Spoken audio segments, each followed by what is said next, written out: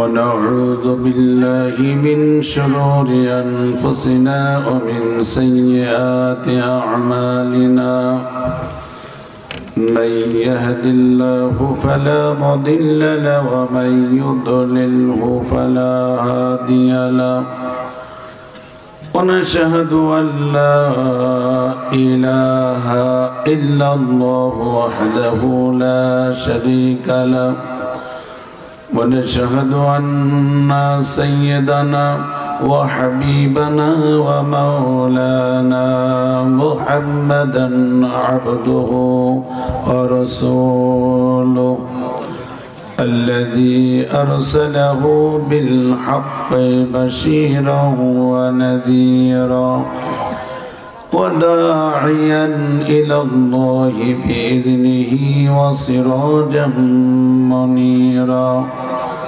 فقد قال الله تعالى في كلامه المجيد والفرقانه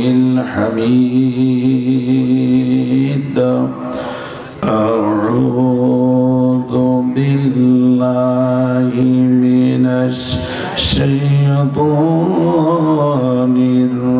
الرجيم بسم الله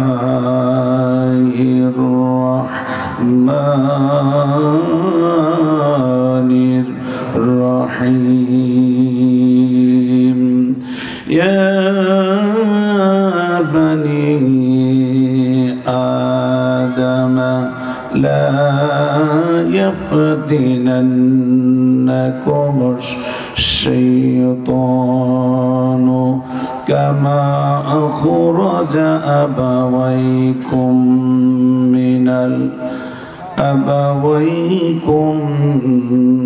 من الجنة قال النبي صلى الله عليه وسلم لا تسبوا الشيطان وتعوذوا من شره وقال تعالى إن الله وملائكته يصلون على النبي يا أيها الذين آمنوا صلوا عليه وسلموا تسليما اللهم صل على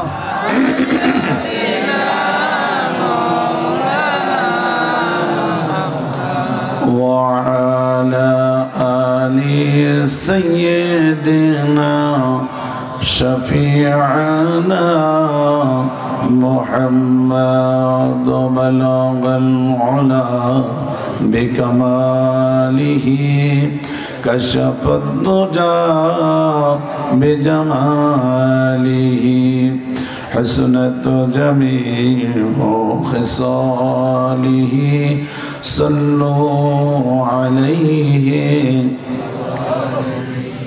أما بعد معزز محترم ঐতিহ্যবাহী পাবনা জেলার অন্তর্গত সুজানগর থানাধীন মুজাহিদপুর কেন্দ্রীয় জামে মসজিদের উন্নতিকল্পে আয়োজিত বার্ষিকী তাফসিরুল কোরআন মাহফিলের পরম শ্রদ্ধাভাজন সভাপতি মুজাহিদপুর কেন্দ্রীয় জামে মসজিদের সম্মানিত সভাপতি আজকের এই মাহফিলের আয়োজনের সম্মানিত সভাপতি জনাব মোহাম্মদ আব্দুল হামিদ সাহেব আমাদের মান্যবর সভাপতির জন্য আমরা দোয়া করি আমাদের রব্বুল ইজ্জাতুল জালাল তাকে হায়াতে তৈয়বা শিফায়ে কুল্লিয়া ঈমান এবং আমলি হায়াত দান করে দিন সকলে পড়ি আমিন সম্মানিত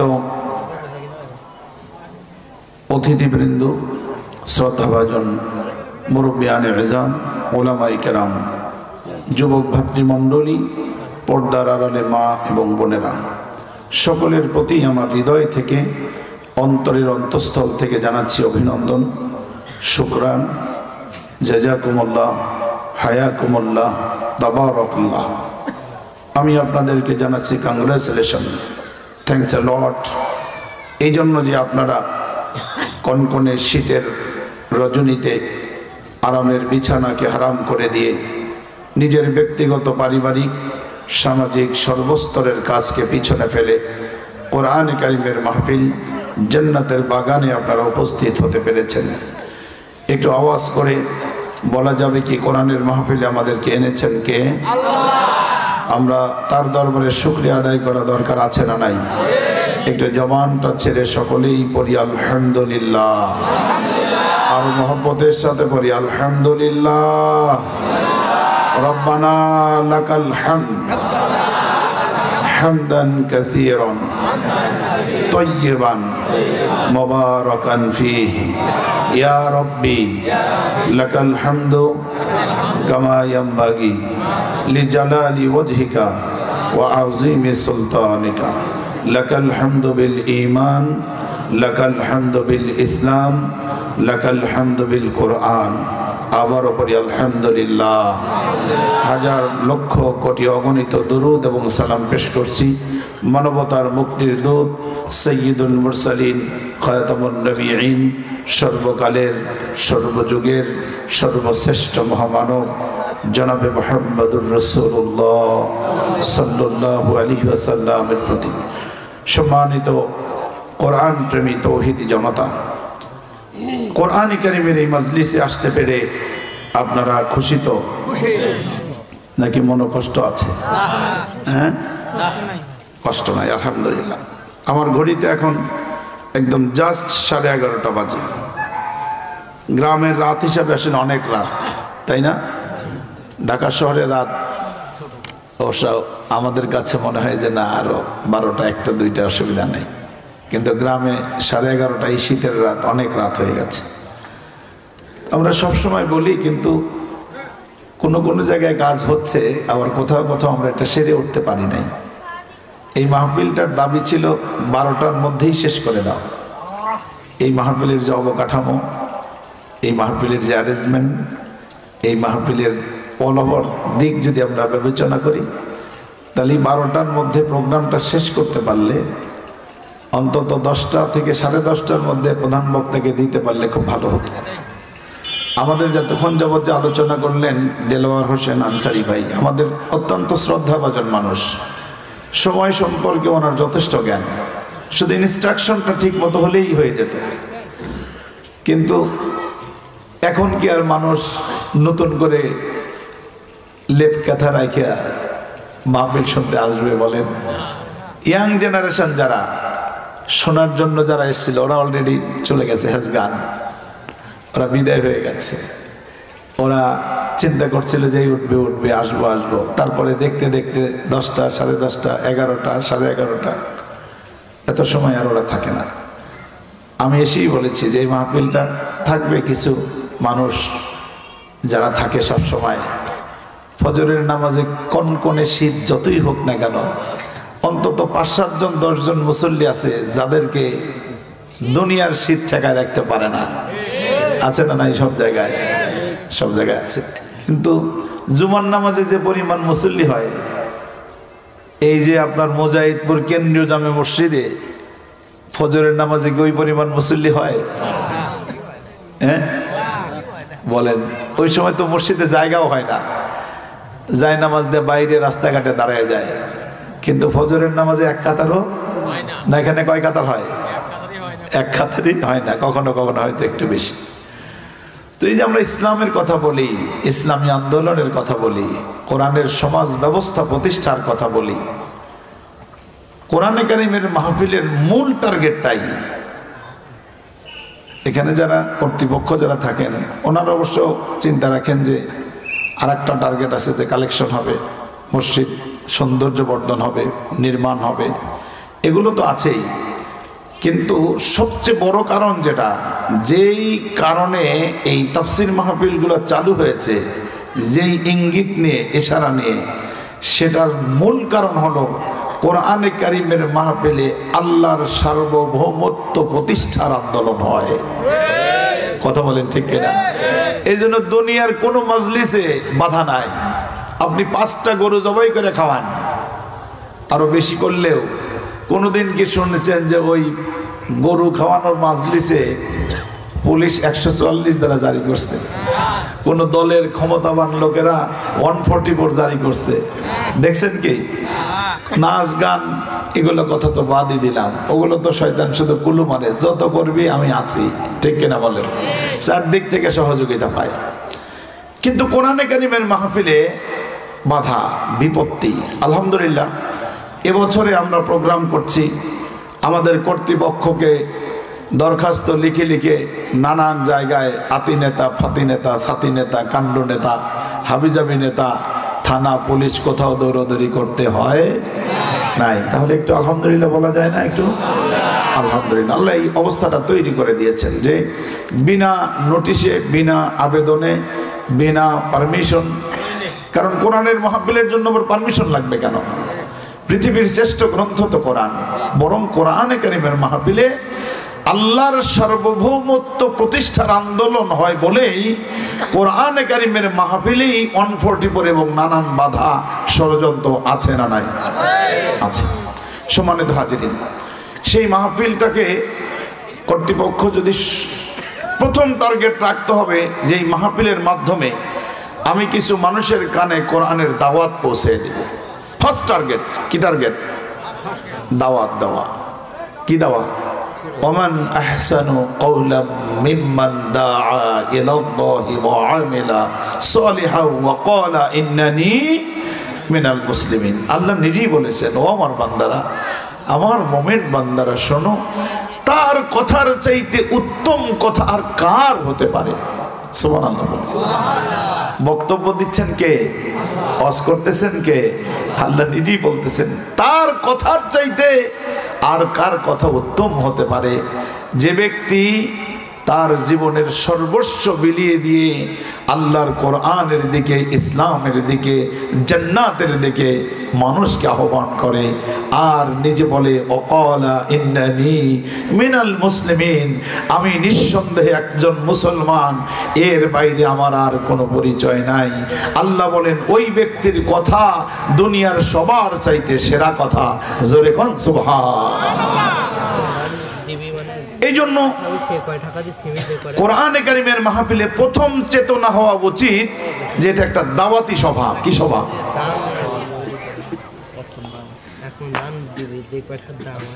সেকেন্ড টার্গেট তো আমাদের এটা থাকতেই পারে যে আমাদের মসজিদ মাদ্রাসার কালেকশন হবে, উন্নয়ন হবে, এগুলো থাকবে। কিন্তু আমরা উল্টোয় ফেলছি, সেটা দাওয়াতি চেতনাটাকে আমরা 2 নম্বরে নিয়ে গেছি। এটা হয় হোক না হয় না হোক, দ্বিতীয়টাকে প্রথমে নিয়ে এসেছি, যার কারণে এখানে টাইম মেনটেন হয় না। অথচ খুব ভালো হতো, অনেক যুবকরা, ইয়াং লোকেরা কথা শুনতো। মাহফিলটা 12টার মধ্যে যখন শেষ হতো, একজন মুসল্লি তার ফজরের নামাজের জামাত কাজা হতো না। এখন 1টার সময় গিয়ে জামাত তো দূরের কথা, আল্লাহ জানুক মাহফিল শুনলো, এক ওয়াক্ত নামাজ যদি কাজা হয়ে যায়, গোটা জিন্দিগি কোরআনের মাহফিল শুনে এক ওয়াক্ত নামাজ যদি কারোর ফজর কাজা হয়ে যায়, গোটা জিন্দিগির ওয়াজ একসঙ্গে করলেও ওটার সমান হবে না। সুতরাং একটু খেয়াল রাখতে হয়। কিন্তু কি করা যাবে? এই কথাগুলো বললে যারা ওনারা আছেন কর্তৃপক্ষ কষ্ট পাবেন, হুজুর আর কয়েন না, এখন ওয়াজ করেন, এগুলোই ওয়াজ। কি আপনারা কি কষ্ট পাইলেন নাকি? হলে ভালো হতো আর কি। আলহামদুলিল্লাহ। এরপরেও আমি খুব সময় নিয়ে, লম্বা চওড়া সময় নিয়ে আপনাদেরকে কষ্ট দিব না। আমি ছোট্ট একটি আয়াতের টুকরা পড়েছি, খুব ইম্পর্টেন্ট একটা বিষয় আমি আপনাদের সামনে অল্প সময়ের মধ্যে শেয়ার করব। আশা করি যে আমরা সর্বোচ্চ 12:30টার মধ্যে মোনাজাত করতে চাই। কয়টা? 11:30 পার হয়েছে। আমরা 12:30 পর্যন্ত যদি মোনাজাত করি, আশা করি যে আপনারা 1টার মধ্যে গিয়ে বিছানায় গিয়ে ঘুমাতে পারবেন। সেই চেতনাটা আমরা ভিতরে রাখবার চেষ্টা করি, যদি আল্লাহ তৌফিক দান করেন। কিন্তু একটা কথা দিতে হবে আগে, এই 1 ঘন্টার একটা class, this is Quran class, this is conversation class. এই ক্লাস থেকে কেউ ওঠানামা করতে পারবেন না, আগে ফার্স্ট শর্ত। যদি বলেন না হুজুর এত সময় পারবো না, তাহলে প্রয়োজনের সময় আরো কমাইয়ে দেব, 40 মিনিট, আধা ঘন্টা। কিন্তু কোরআন ক্লাসের লেকচার যখন শুরু হবে, কোনো একজন মানুষকে এখান থেকে উঠে যেতে আমি অন্তত দিব না। কেন দিব না? সেটা নিয়েই আজকের আলোচনা। কেন দিব না এটা নিয়েই আলোচনা। তার মানে আলোচনা শুনলেই বোঝা যাবে যে কোরআনের মাহফিল থেকে আমাদের কেন যাওয়া যাবে না। আমি এই জন্য এটা নিয়ে আর স্পেশাল কোনো কথা বললাম না, আলোচনার মধ্যেই আমি ওই কথাটা বলে ফেলবো। একটু কি তাহলে আমরা নিয়ত করে ফেলতে পারি কিনা যে এই ক্লাসে আমরা 1 ঘন্টার সময় ইনশাআল্লাহ কোরআনের মাহফিলে দিব? নিয়ত সবাই করলেন? কারা কারা নিয়ত করলেন? আল্লাহকে একসাথে ওয়াদা করে ফেলি, লিল্লাহে তাকবীর, লিল্লাহে তাকবীর। আল কোরআনের আলো আল্লাহ কবুল করুন। হাতানো সম্মানিত ভাইরা, আর একটা কথাও নয়, এই 1 ঘন্টা সময়ও নাই, 50 মিনিট সময়ের মধ্যে 40 মিনিট ওয়াজ করব, 5 মিনিট কালেকশন করব, 2 মিনিট মোনাজাত করব, 12:30টায় প্রোগ্রাম শেষ হবে ইনশাআল্লাহ।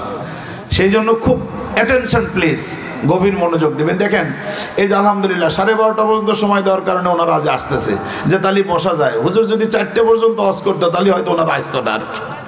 যুবক যারা আছো, ইয়াং জেনারেশন যারা আছো, তোমরা আশপাশে এখনো আছো যে কয়েকজন আমি দেখতে পাচ্ছি, তোমাদের সাথে কথা হলো, তোমরা আর মনে কষ্ট নিও না, আসো। এই অল্প সময়ের একটা ক্লাস, এদিক ওদিক না থেকে হ্যাঁ তাড়াতাড়ি করে চলে আসো। আসো, দেখো কোরআন হাদিসের মৌলিক কয়েকটি কথা আমি যুবকদেরকে নিয়ে আপনাদের সকলের সামনে শেয়ার করব। একটু আশা করছি আমার প্রিয় সোনার ছেলেরা, কলিজার টুকরা যুবকেরা, যেই যুবকেরা আঙ্গুল তুললে 15 বছরের জগদ্দল পাথর সরে যেতে বাধ্য হয়, ঠিক কিনা? যেই যুবকেরা আঙ্গুল তুললে ওই আঙ্গুল হেলনির কারণে গোটা দুনিয়ার স্বৈরাচারেরা পালায়া যেতে বাধ্য হয়। এই জন্য ওই যুবকরা প্লিজ কাম হিয়ার, আসো, তোমাদের নিয়ে কথা হবে ইনশাআল্লাহ। সবাই মিলে বসে আমরা একটু আমাদের কথাটা বোঝার চেষ্টা করি। আমি আর ভূমিকা না বাড়িয়ে, যেহেতু একেবারে শর্ট সময় নিয়েছি, সূরা আরাফের 27 নম্বর আয়াতের প্রথম অংশের একটা পার্ট আমি পড়েছি। আল্লাহ তাআলা এখানে কি বলেছেন? ইয়া বানি আদম। আল্লাহ ডেকেছেন কাদেরকে? ইয়া বানি আদম। বানি আদম মানে কি? বানি মানে হলো বেটা। পাবনায় মনে হয় সাওয়াল বলে না, সাওয়াল ছেলে। বলতেছে এই আদমের সাওয়াল পাওয়াল, এই আদমের বেটারা, এই আদমের কলিজার টুকরা সন্তানেরা, একটু জোরে সরে জবানটা ছেড়ে কোন আল্লাহু আকবার। আমাদেরকে ডেকেছেন, আমাকে, ভাইজানকে, কি নাম যেন ভাই? আব্দুল সালাম ভাই, আমাদের ছাত্র নেতা জাহিদ, তারপরে মোহাম্মদ বাবলু শেখ, আপনার নাম নজরুল ইসলাম, তোমার নাম নাইম হোসেন, আপনার নাম আকরাম, আপনার নাম, সবার নাম যদি জিজ্ঞাসা করি 40 মিনিট এখানেই চলে যাবে। একটু এই খেয়াল করেন, আল্লাহ প্রত্যেকটা লোককে এরকম নাম ধরে ধরে ডাকতেছেন, ইয়া বানি আদম, ও আদমের সন্তান, কন্যা সুবহানাল্লাহ। আল্লাহ যে মানুষকে কোরআনে কত ভাবে ডেকেছেন, আল্লাহু আকবার। কখনো ডেকেছেন ইয়া আইয়ুহান নাস, কখনো ডেকেছেন ইয়া আইয়ুহাল্লাযীনা আমানু, কখনো ডেকেছেন ইয়া আইয়ুহাল কাফিরুন, কখনো ডেকেছেন ইয়া আইয়ুহাল মুনাফিকুন, আবার কখনো ডেকেছেন ইয়া আইয়ুহাল মুদ্দাসসির, আবার কখনো ডেকেছেন ইয়া আইয়ুহাল মুজাম্মিল, আবার কখনো ডেকেছেন ইয়াসিন, কখনো ডেকেছেন তাহা, কখনো ডেকেছেন ইয়া আইয়ুহাল্লাযীনা আমানু, কখনো ডেকেছে ইয়া বানি আদম। কোন আল্লাহু আকবার। আল্লাহ যে কত স্টাইলে তার বান্দাকে ডেকেছেন বলার শেষ নাই। আল্লাহ একজন একজন আদম সন্তানকে ডেকে ডেকে বলছেন, ও আদম সন্তান, লা ইয়াফতিনান্নাকুমুশ শাইতান, লা ইয়াফতিনান্নাকুমুশ শাইতান। আল্লাহ তাআলা জানিয়ে দিচ্ছেন, ও আদমের সন্তানেরা, তোমরা একটু কান খাড়া করে শুনে রাখো, লা ইয়াফতিনান্নাকুমুশ শাইতান, এই শয়তান যেন তোমাদেরকে কখনো, ইবলিস যেন তোমাদের কখনো কোনো অবস্থাতেই বিভ্রান্ত না করে। বলতেছেন কে? খুব গভীর মনোযোগ দিবেন। আমি টাইম একেবারে কম নিলাম, আশা করি এই টাইমের মধ্যেই শেষ করবো ইনশাআল্লাহ। আল্লাহ ডেকে বলতেছেন, লা ইয়াফতিনান্নাকুমুশ শাইতান, ও আদমের বেটারা, আদমের সওয়ালরা, আদমের ছেলেরা যেটা বোঝো সেটাই শোনো। সাবধান করে দিচ্ছি, শয়তান ওই ইবলিস ও যেন তোমাদেরকে কোনো অবস্থাতেই বিভ্রান্ত করতে না পারে। কেমন বিভ্রান্ত? আল্লাহ উদাহরণ টেনেছেন, কামা যেমন ভাবে বিভ্রান্ত করেছিল আখরাজা আবাওয়াইকুম মিনাল জান্নাহ, বিভ্রান্ত করে তোর আব্বা এবং তোর আম্মা আদম এবং হাওয়াকে জান্নাত থেকে টেনে হিস্টে ষড়যন্ত্র করে ওই শয়তান যেমন করে বিভ্রান্ত করে জান্নাত থেকে বের করেছিল, ও বনি আদম, ইউ শুড বি অ্যালার্ট নাও, তুমি এখন থেকে সতর্ক হও যেন ওই শয়তান যে তোমার আব্বা তোমার আম্মাকে জান্নাত থেকে বের করেছে, ওই ইবলিস যেন তোমাকে ষড়যন্ত্র ফাঁদে না ফেলতে পারে। সতর্কবাণীটা কে করতেছেন? আল্লাহ রাব্বুল আলামিন করতেছেন। কাদের ব্যাপারে করতেছেন? আর বিশ্ব নবী এই ব্যাপারে হাদিস বলতেছেন কি দেখেন, আমার নবী হলেন সবচেয়ে পৃথিবীর ডাইনামিক লিডার। সুবহানাল্লাহ।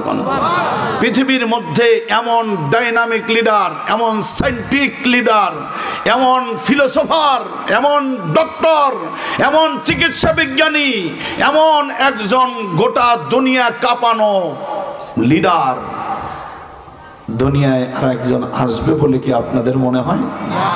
আখেরাতে কোন নেতাকে কাছে পাবো বলে আপনাদের কি মনে হয়? কাউকে পাবো না। আমার নবী, আপনার নবী, পেয়ারা নবী, দুনিয়া এবং আখেরাতের পয়গম্বর, আমাদের পৃথিবীর শুধু নয় আখেরাতের সেরা পয়গম্বর শুধু নয়, যত দুনিয়ায় পয়গম্বর এসেছে সকল পয়গম্বরের পয়গম্বর। সুবহানাল্লাহ। উনি বলছেন ক্বালান নবী সাল্লাল্লাহু আলাইহি ওয়াসাল্লাম লা তাসুব্বুশ শাইতান, শয়তানকে গালি দিও না। খুব গভীর মনোযোগ দিয়ে বুঝবেন, একটা ক্লাস। লা তাসুব্বুশ শাইতান, শয়তানকে গালি দিও না। এই অমুক শয়তানের বাচ্চা, শয়তান, আরো হাবিজাবি কত গালিগালাজ আমাদের সমাজে আছে না নাই? আমি এইটুকুই বলতে পারলাম, এর চেয়ে নিচে নামতে পারলাম না।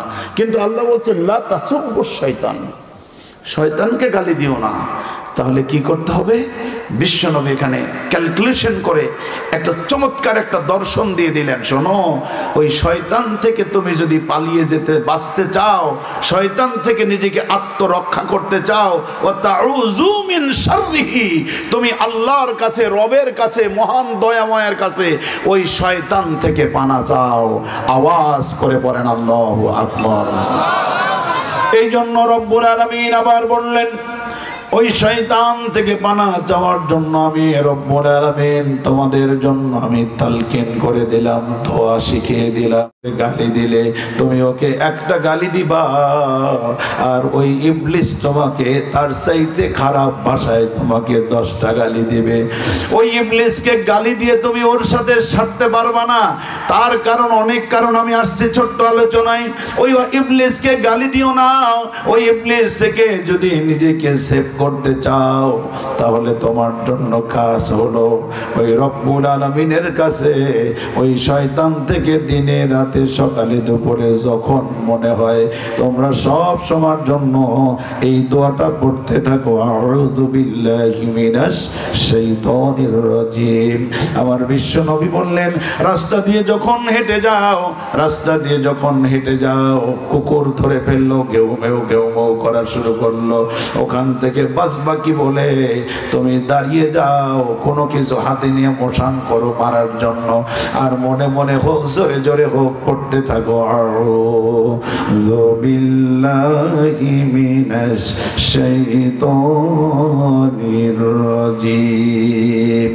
যখন তুমি এই দোয়া করবা, ওই যে কুকুরের মধ্যে যে ইবলিস এসে তোমাকে ডিস্টার্ব করতে চায়, ওই ইবলিস সরে যাবে, আর ওই কুকুরটা আপনা আপনি ঠান্ডা হয়ে যাবে। সুবহানাল্লাহ। আমার ভাইরা, মাইক একটু বেশি চাপ লাগে, কাছে যাওয়া লাগে, আবার বেশি দেওয়া লাগে। হ্যাঁ, শুধু বক্সের আওয়াজ আছে, মাইকের আওয়াজ আসতেছে তো? বাইরে থেকে আওয়াজ পাচ্ছে? হ্যাঁ জি। আমার বন্ধুগণ, আমার ভাইরা, ওকে ফাইন, আমার প্রিয় ভাইরা, এই জন্য রব্বুল আলামিন বললেন লা তাসুব্বু, বিশ্বনবী বললেন লা তাসুব্বু, শয়তানকে গালি দিও না, বরং শয়তান থেকে তোমরা পানাহ চাও। কি চাও? এই যে রব্বুল আলামিন বললেন যে আল্লাহ বললেন যে ওই শয়তান থেকে তুমি আত্মরক্ষা করো যেই শয়তান যেই ইবলিস তোমার আব্বা তোমার আম্মাকে জান্নাত থেকে বের করেছে। এই ঘটনা আমরা জানি নাকি জানি না? জানি তো, সবাই জানি। কি কি সিস্টেমে বের করেছে, কত কথা বলেছে, একদম লম্বা চওড়া সেই আলোচনার দিকে আমরা যাব না। আমরা 2-3টা পয়েন্ট 5টা পয়েন্ট আমরা এখান থেকে বের করবার চেষ্টা করব।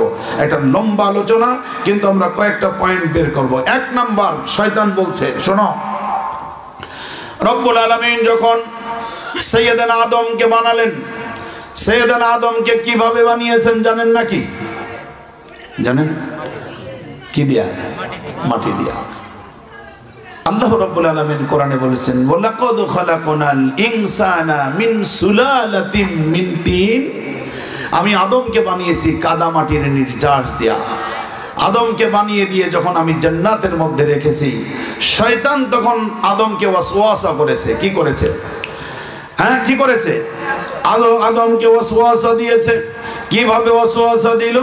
আল্লাহ রাব্বুল আলামিন কোরআনে কারীমের অসংখ্য জায়গায় বলেছেন। আমি আপনাদের কাছে সূরা তাহা থেকে একটা আয়াত পড়ে আপনাদের শোনাই।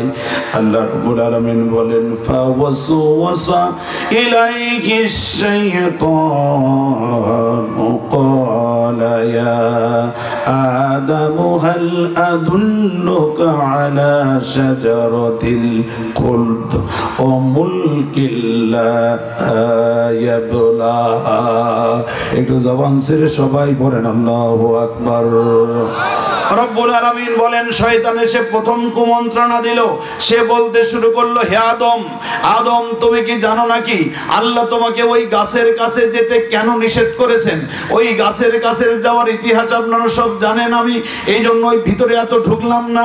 আল্লাহ রব্বুল আলামিন বলেন, ওই গিয়ে বলল, ওই গাছের কাছে যাবা না কেন? ওই গন্ধম ফল বলেছে কোনো কিতাবে, আবার অন্য নামও বলেছে, বিস্তার আলোচনা বলছে ওই নির্ধারিত গাছের কাছে যেও না, আল্লাহ নিষেধ করলেন। আর শয়তান বলতেছে, ওটা কেন নিষেধ করছে জানো নাকি? ওইখানে তো ওই ফলটা যদি তুমি খাও, হাল আদুল্লুকা আলা শাজার, ওই গাছের কাছে যেতে আল্লাহ তোমাকে কেন নিষেধ করেছে এটা জানো নাকি? ওই ফলটা গাছের কাছে যাও, আর ওই ফলটা যদি ভক্ষণ করো তাহলে তোমার জন্য 2টা লাভ হবে। 1 নাম্বার লাভ হবে শাজারাতিল খুলদ ও মুলক। আল্লাহ রাব্বুল আলামিন তোমাকে ওই জান্নাতের মধ্যে চিরস্থায়ী ভাবে তোমাকে বসবাস করার সুযোগ দিয়ে দিবে। ওখানে চিরস্থায়ী ভাবে থাকবা, বের করবে না। তোমাকে নিয়ে কিন্তু অন্য পরিকল্পনা, তোমাকে কিন্তু কি হবে, তোমাকে বের করে দিবে। এই জন্য তুমি এটা খাও। এইটা যদি তুমি খাইতে পারো তাহলে তোমার জন্য একটা চমৎকার একটা জিনিস হবে। তুমি একেবারে সারা জীবন কেন, কিয়ামত পর্যন্ত কেন, তুমি এখানে বছরের পর বছর ক্ষমতা থালশীল থাকবা। তুমি এখানে একেবারে শতাব্দীর পর শতাব্দী থাকবা। খালিদিনা ফিহা আবাদা। এখান থেকে তোমাকে কোনোদিন বের হবে না। অর্থাৎ একটা চিরস্থায়িত্বের ক্ষমতার একটা টার্গেট বর্ণনা করলে প্লিজ। চিরস্থায়ী ভাবে তুমি এখানে থাকবা, 1 নাম্বার। 2 নাম্বার হলো, যদি তুমি এই ফলটা খেতে পারো তাহলে তোমরা নিজেরাই ফেরেশতা সাদৃশ হয়ে যাবা। বলে না, এই এত ভালো মানুষ, ও মানুষ না, ও ফেরেশতা। আসলে বলেন তো, ফেরেশতা উপরে নাকি মানুষ উপরে? কে উপরে? ফেরেশতার চাইতে মানুষ উপরে। কিন্তু লোকদের মুখে এই কথা আছে, মানুষ হবে না, ও ফেরেশতা। এটা শয়তানি কথা। কি কথা? শয়তান বলছে, যদি এটা খাইতে পারো তাহলে তুমি অটো ফেরেশতা হয়ে যাবা, ফেরেশতার মতো হয়ে যাবা, তোমার আর কোনো সমস্যা থাকবে না। আমার বন্ধুগণ, আমার ভাইয়েরা, এইভাবে যখন ওয়াসওয়াসা দিতে থাকলেন, আর তিনি বললেন, আমি তোমাকে ওয়াসওয়াসা দিচ্ছি, এই ওয়াসওয়াসা দেখে তুমি চিন্তা করো না, তুমি টেনশন করো না। এই ওয়াসওয়াসা যখন দিল, দেওয়ার পর কি হয়েছে রব্বুল আলামিন বলেন, ওয়ালাকাদ আহিদনা ইলা আদামা মিন ক্বাবলু ফানাসিয়া ওয়া লাম নাজিদ লাহু আযমা। এই ওয়াসওয়াসা যখন দিয়েছে, সাইয়েদনা আদমের সাথে আল্লাহর যে কথা হয়েছে, এই কথাগুলো আদম ভুলে গিয়েছে। কারণ আল্লাহর সাথে কথা হয়েছে আদম জান্নাতে সব জায়গায় যাবা, কিন্তু ইল্লা সাজার, এই গাছের কাছে যেও না। ওই যে আল্লাহর সাথে একটা কমিটমেন্ট হয়েছে, কিন্তু ও এসে এমন ভাবে সাজায় গোছায় বলছে, এই বলার কারণে একদম কি হলো, কবলু ফান্নাসিয়া, ওই আদম আলাইহিস সালাম ওটা ভুলে গেলেন, ভুলেও গেলেন, ফলও খেয়ে ফেললেন। ফলও খাইলেন, খাওয়ার সাথে সাথে জান্নাতি পোশাক কি হয়ে গেল, খুলে গেল। কি হয়ে গেল, খুলে গেল। লম্বা আলোচনা। এক পর্যায়ে আদম আলাইহিস সালামকে সৃষ্টি করে সেজদার কথা বলছিলেন, বললেন যে সব সেজদা করলো, কিন্তু ইবলিস সেজদা করলো না। জানেন কিনা আপনারা? বলে কেন সেজদা করবো আল্লাহ, এটা একটা কি কথা তুমি বলো, আমি ইবলিস রে, আমি ইবলিস, আমি তাকে সেজদা করব, এটা কোনো কথা হইল নাকি? আল্লাহ তুমি তো আমারে কি দিয়ে বানাইছো? কি দিয়া? সবাই বলেন কি দিয়া? ইবলিস এটা সুন্দর করে সাজায় গুছায় বলল, আল্লাহ তুমি ওরে বানাইছো হলো মাটি দিয়া, আর আমারে বানাইছো আগুন দিয়া। আগুন কি কখনো মাটির কাছে সারেন্ডার করতে পারে? বক্তব্য দিল কে? শয়তান। আল্লাহ বললেন, এটা কি বলিস তুই? কার সামনে দাঁড়ায় কথা বলিস? তোর কি ভয় নাই? তোর কি লজ্জা নাই? তোর কি শরম নাই যে আমি তোরে আগুন দিয়ে বানাইছি, আর আমার সামনে দাঁড়াইয়া তুই সেই কথা বলছিস যে আমি আগুনের তৈরি? তোর এত বড় স্পর্ধা! আল্লাহ রাব্বুল আলামিন সোজা সাপটা বলে দিলেন, ইবলিস রে, এত তাকব্বারি তুই করবি না। তাকব্বারি করার মতো তোর কিচ্ছু নাই। তোর অবস্থাটা কি? আল্লাহ রাব্বুল আলামিন কোরআনে কারিমের মধ্যে জানাইয়া দিলেন, শোন, আমি পৃথিবীতে যা কিছু বানিয়েছি সব কিছু বানানোর মধ্যে তুই ইবলিস ক্ষুদ্রাতি ক্ষুদ্র একটা সৃষ্টি, গোটা জগতের কাছে তোর 4 পয়সার মূল্য নাই। জোরে আওয়াজ করে কোন সুবহানাল্লাহ। আমার বন্ধুগণ, আমার ভাইরা, এইভাবে যখন কথোপকথন চলতেছিল, আল্লাহ রাব্বুল আলামিন ইবলিসকে ডেকে বললেন, ইবলিস রে, ক্বালা উখরুজ মিনহা মাযমুমান মাদহুরা, তুই এখান থেকে বের হয়ে যা। তুই বের হয়ে যাবি অভিসম্পদ নিয়ে, বের হয়ে যাবি। তোর জন্য অভিসম্পদ, তোর জন্য আমি রব্বুল আলামিন অভিসম্পদ দিলাম, তোকে লানত দিলাম। তুই এখান থেকে বের হয়ে যাবি, এবং শুধু বের হয়ে যাবি সাধারণভাবে নয়, তুই হলো পৃথিবীর মধ্যে সবচাইতে লাঞ্ছিত, এবং তুই হলো দুনিয়ার মধ্যে বিতাড়িত। যা, তোকে বের করে দিলাম। তোর এত বড় স্পর্ধা, তুই এরকম কথা বলতে পারিস? এই কথা যখন বলল, ইবলিসের তখন উচিত ছিল কি বলেন তো? একটা সাধারণ সেন্স দিয়ে বলেন তো, কি উচিত ছিল? এই যে আমি এই আলোচনাটা নিয়ে এসেছি এই কারণে, যেটা আমাদের সমাজে এখন যে ভুলগুলো হচ্ছে, অন্যায় যখন করে ফেলে, অন্যায়ের পরে একটা ক্ষমা চাওয়ার একটা বিষয় আছে না নাই? হ্যাঁ, আল্লাহ নিজেই বলেছে, অন্যায় করেছিস, ভুল করেছিস, ক্বালা রাব্বুকুম উদউনি আস্তাজিব লাকুম, আমার কাছে চা, আমার কাছে চা, আমার কাছে বল, অন্যায় করেছি। বলার সঙ্গে সঙ্গে তুই চাইবার মাত্র আমি আল্লাহ তোর চাওয়া পূরণ করে দিই। তুই কি করেছিস? তোর গুনাহ, তোর গুনাহ কি পরিমাণ গুনাহ? তোর গুনাহ যদি হয় জমিন পরিমাণ, আমার রহমত হলো আকাশ পরিমাণ। তোর গুনাহ যদি হয় পাহাড় পরিমাণ, আমার রহমত আকাশ পরিমাণ। তোর গুনাহ যদি হয় আকাশ পরিমাণ, আমার রহমত হলো আমার আরশ পরিমাণ। আমি আরশ পরিমাণ রহমত নিয়ে তোর সামনে দাঁড়ায়া যাই, আমি আরশ পরিমাণ রহমত নিয়ে তোর সামনে দাঁড়ায়া যাই। তুই টেনশন করবি না, চিন্তা করবি না। অন্যায় যদি কখনো হয়ে যায়, তুই করে দাঁড়াবি, আল্লাহ আমি ভুল করে ফেলেছি, রব্বুল আলামিন দয়া করে মায়া করে তুমি আমার গুনাহগুলো মাফ করে দাও। রব্বুল আলামিন বলেন, শুধু বলবি এ কথা, বলতেও হবে না। হাদিসের মধ্যে এসে বলারও দরকার নাই, মনের মনে কোটায় শুধু চিন্তা আসবে, আল্লাহ মাফ করে দাও, আস্তাগফিরুল্লাহ, আস্তাগফিরুল্লাহ, আস্তাগফিরুল্লাহ। রব্বুল আলামিন বলেন, এটি বলার সঙ্গে সঙ্গে মনের মধ্যে কল্পনায় আসলেই আমি আল্লাহ মাফ করে দিই। যদি কোনো ব্যক্তি আস্তাগফিরুল্লাহ যদি আমল করতে পারে, যে যত বড় আমল করবে আল্লাহ তাকে ইস্তাজাবুদ দাওয়া বানিয়ে দিবে। যদি কোনো ব্যক্তি চলনে ফেরনে ওঠনে বসনে আস্তাগফিরুল্লাহ আস্তাগফিরুল্লাহ আস্তাগফিরুল্লাহ আস্তাগফিরুল্লাহ এই কথা মনে প্রাণে বলতে পারে। আচ্ছা বলেন তো, চলতে ফিরতে উঠতে বসতে অফিসে আদালতে জমিতে বোঝা আনার সময়, বোঝা তুলে দেওয়ার সময়, ধান মারার সময়, তারপরে যত কাজের সময়, বাজারে যাওয়ার সময়, বাজার থেকে ব্যাগ নিয়ে আসার সময় আস্তাগফিরুল্লাহর এই আমল বেশি বেশি করে করা যায় নাকি যায় না? যায়। ইমাম আহমদ ইবনে হাম্বল ছিলেন একজন অত্যন্ত বুজুর্গানে দিন, প্রচুর কিতাব লিখেছেন, হাদিস বিশারদ, চার ইমামের এক ইমাম, ইমাম আহমদ ইবনে হাম্বল খুব উন্নত মানের একজন আল্লাহর ওলি। জোরে কোন সুবহানাল্লাহ। উনি হাদিস সংগ্রহ করে বেড়াইতেন। কি বেড়াইতেন? হাদিস সংগ্রহ করে এখানে ওখানে। তখন তো গাড়ি ঘোড়া এরোপ্লেন বিমান ছিল না, ছুটে ছুটে বেড়াইতেন। বেড়াইতে বেড়াইতে যাওয়ার সময় একটা ট্রেনের কাছে স্টেশনের ওখানে গিয়া ওনার রাত হয়ে গেল, মসজিদে এশার নামাজ পড়লেন। এশার নামাজ পড়ার পরে উনি বললেন যে ওকে, আমি একটু এই মসজিদেই থেকে যেতে চাই। কিন্তু এখনো যেমন কিছু খাদেম আছে, তখনও ছিল। এক খাদেম বলল যে এই মসজিদে রাতে থাকা যাবে না, কমিটির নিষেধ আছে, আপনি এখান থেকে চলে যান। কারণ মসজিদ তো চিনতে পারে নাই যে লোকটাকে, বুঝছেন কিনা, চিনতে পারে নাই। এর মধ্যে বলতেছে যে শোনো, আমি যদি রাতে এখানে থাকি খুব বেশি কি অসুবিধা হবে? কয় না, অসুবিধা হবে না, কিন্তু কমিটির নিষেধে থাকা যাবে না।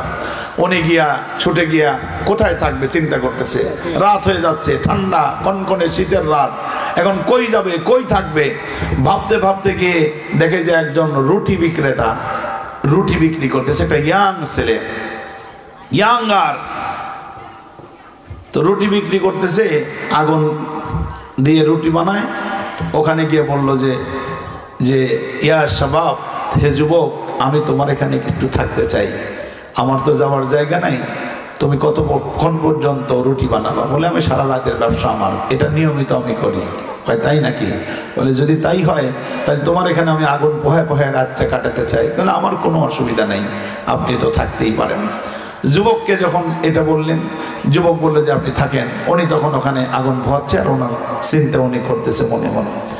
এখন হঠাৎ করে দেখতেছে যুবক ওই রুটি খামির বানায়, আটা মাখায় মাখায় খামির বানায় না, এরকম খামির বানায়, খামির বানায়, খামির বানায়, খামির বানায়, আর শুধু বলে আস্তাগফিরুল্লাহ আস্তাগফিরুল্লাহ আস্তাগফিরুল্লাহ। ওখান থেকে যুবক রুটি নেয়, খামির নিয়ে এরকম রুটি বানায়, বলে আস্তাগফিরুল্লাহ আস্তাগফিরুল্লাহ আস্তাগফিরুল্লাহ। আবার ওই যুবক নে খোলার মধ্যে দেয়, ও বলে আস্তাগফিরুল্লাহ আস্তাগফিরুল্লাহ। যুবক ওখান থেকে নামায় নেয়, বলে আস্তাগফিরুল্লাহ আস্তাগফিরুল্লাহ আস্তাগফিরুল্লাহ। আবার ওই রুটি কাস্টমারের কাছে বিক্রি করে, বলে আস্তাগফিরুল্লাহ আস্তাগফিরুল্লাহ। কাস্টমার থেকে টাকা নেয়, বলে আস্তাগফিরুল্লাহ আস্তাগফিরুল্লাহ। ইমাম আহমদ ইবনে হাম্বল রাহিমাহুল্লাহ এই দৃশ্য দীর্ঘ সময় দেখলেন যে একটাই কাজ করতেছে যুবক। হঠাৎ করে তার মনের মধ্যে কিউরিওসিটি জাগলো, আচ্ছা এই যুবক এরকম একজন যুবক শুধু আস্তাগফিরুল্লাহ বলে, একটু জিজ্ঞাসা করি। বললো যে আচ্ছা, তুমি তো ওই কথায় কথায় সব সময় দেখলাম শুধু আস্তাগফিরুল্লাহ আস্তাগফিরুল্লাহ বলো, এটার পিছনে কারণটা কি? বলে আস্তাগফিরুল্লাহ বলি আমি এই কারণে, আস্তাগফিরুল্লাহর আমল আমার খুব প্রিয় আমল। আমি 5 ওয়াক্ত নামাজ পড়ি আর রুটি বিক্রি করে খাই, কিন্তু আমলটা আমার কাছে বড় ভালো লাগে। আমি সব সময় আস্তাগফিরুল্লাহ পড়ি, আর এই বেশি বেশি করে আস্তাগফিরুল্লাহ পড়তে পড়তে আমার আল্লাহ আমাকে মুস্তাজাবুদ দাওয়া বানিয়ে দিয়েছেন। জোরে কোন সুবহানাল্লাহ। আমার উলামায়ে কেরাম ছোট ভাইয়েরা ওরা বুঝতে পেরেছে, মুস্তাজাবুদ দাওয়া হলো ওই ব্যক্তি, মানে আল্লাহর কাছে দোয়া করার সাথে সাথে ওটা কবুল হয়ে যায়। জোরে কোন না সুবহানাল্লাহ। বলে আমি এই আমল করতে করতে আমি এখন মুস্তাজাবুদ দাওয়া হয়ে গেছি, যাই বলি আল্লাহ সেটাই কবুল করে নেয়। সাইয়েদনা আহমদ ইবনে হাম্বল রাহিমাহুল্লাহ এই বক্তব্য শুনে আশ্চর্যজনিত হয়ে গেলেন। আনতা মুস্তাজাবুদ দাওয়া, তুমি মুস্তাজাবুদ দাওয়া? মনে মনে চিন্তা করতেছে, আমি আহমদ ইবনে হাম্বল এত হাজার হাজার হাদিস আমি সংগ্রহ করলাম, আমি হাদিস বিশারদ বলে আমি মুস্তাজাবুদ দাওয়া হতে পারলাম না, আর এই যুবক বলতেছে আনা মুস্তাজাবুদ দাওয়া। ওনার এর মধ্যে কিউরিওসিটি জেগে গেছে, আনতা মুস্তাজাবুদ দাওয়া, ইয়া সাহেব হে যুবক, তুমি মুস্তাজিবুদ দাওয়া? যুবক বলতেছে, না আনা মুস্তাজাবুদ দাওয়া, হ্যাঁ আমি মুস্তাজাবুদ দাওয়া। আহমদ ইবনে হাম্বল রাহিমাহুল্লাহ এত বড় জবরদস্ত আল্লাহর ওলি, তার ভিতরে আরো কিউরিওসিটি। তিনি বললেন, তুমি সব দোয়া করলে কবুল হয়ে যায় নাকি? বললে, হ্যাঁ আমি যা দোয়া করি কবুল হয়ে যায়। যত দোয়া জিন্দেগিতে করেছি সব কবুল, শুধু একটা দোয়া এখন পর্যন্ত কবুল হয় নাই। আহমদ ইবনে হাম্বল রাহিমাহুল্লাহর কিউরিওসিটি আরো বেড়ে গেল, একটা দোয়া কবুল হয় নাই। আচ্ছা বলো তো দেখি সেই দোয়াটা কি? বলে, আমি আল্লাহর কাছে এত করে করে কাঁদছি রব্বুল আলামিন, আমি শুনেছি এই জামানার সবচাইতে জবরদস্ত আল্লাহর ওলি হাদিস বিশারদ তিনি হলেন সাইয়্যিদনা আহমদ ইবনে হাম্বল রাহিমাহুল্লাহ। আমি আল্লাহর কাছে এই দোয়াটা সব সময় করি যেটা কবুল হয় নাই এখন পর্যন্ত। আমি যদি একটাবার আহমদ ইবনে হাম্বলের সাথে দেখা করতে পারতাম, আমি তাকে হৃদয়ের সাথে জুড়ে নিতাম, আমি আলিঙ্গন করে তার কপালে একটা চুমু দিতাম। আমার শুধু এই দোয়াটা কবুল হয় নাই, আর জীবনে আমি যত দোয়া করেছি আল্লাহ সব দোয়া কবুল করেছে। এই কথা শোনার সঙ্গে সঙ্গে সাইয়্যিদনা আহমদ ইবনে হাম্বল উঠে দাঁড়িয়ে গেলেন, লাফ দিয়ে দূরে যুবককে বুকের সাথে টেনে আলিঙ্গন করে বলতে থাকলেন, রে যুবক, আমি বুঝতে পারলাম তুমি সত্যিই মুস্তাজাবুদ দাওয়া। তুমি দোয়া কবুল করলেই কবুল, কারণ তোমার যেই দোয়াটা কবুল হয় নাই ওই আহমদ ইবনে হাম্বলকে দেখার জন্য তোমাকে কোথাও যেতে হবে না। আমি আহমদ ইবনে হাম্বল, আমি তোমার সামনে হাজির হয়ে গেছি।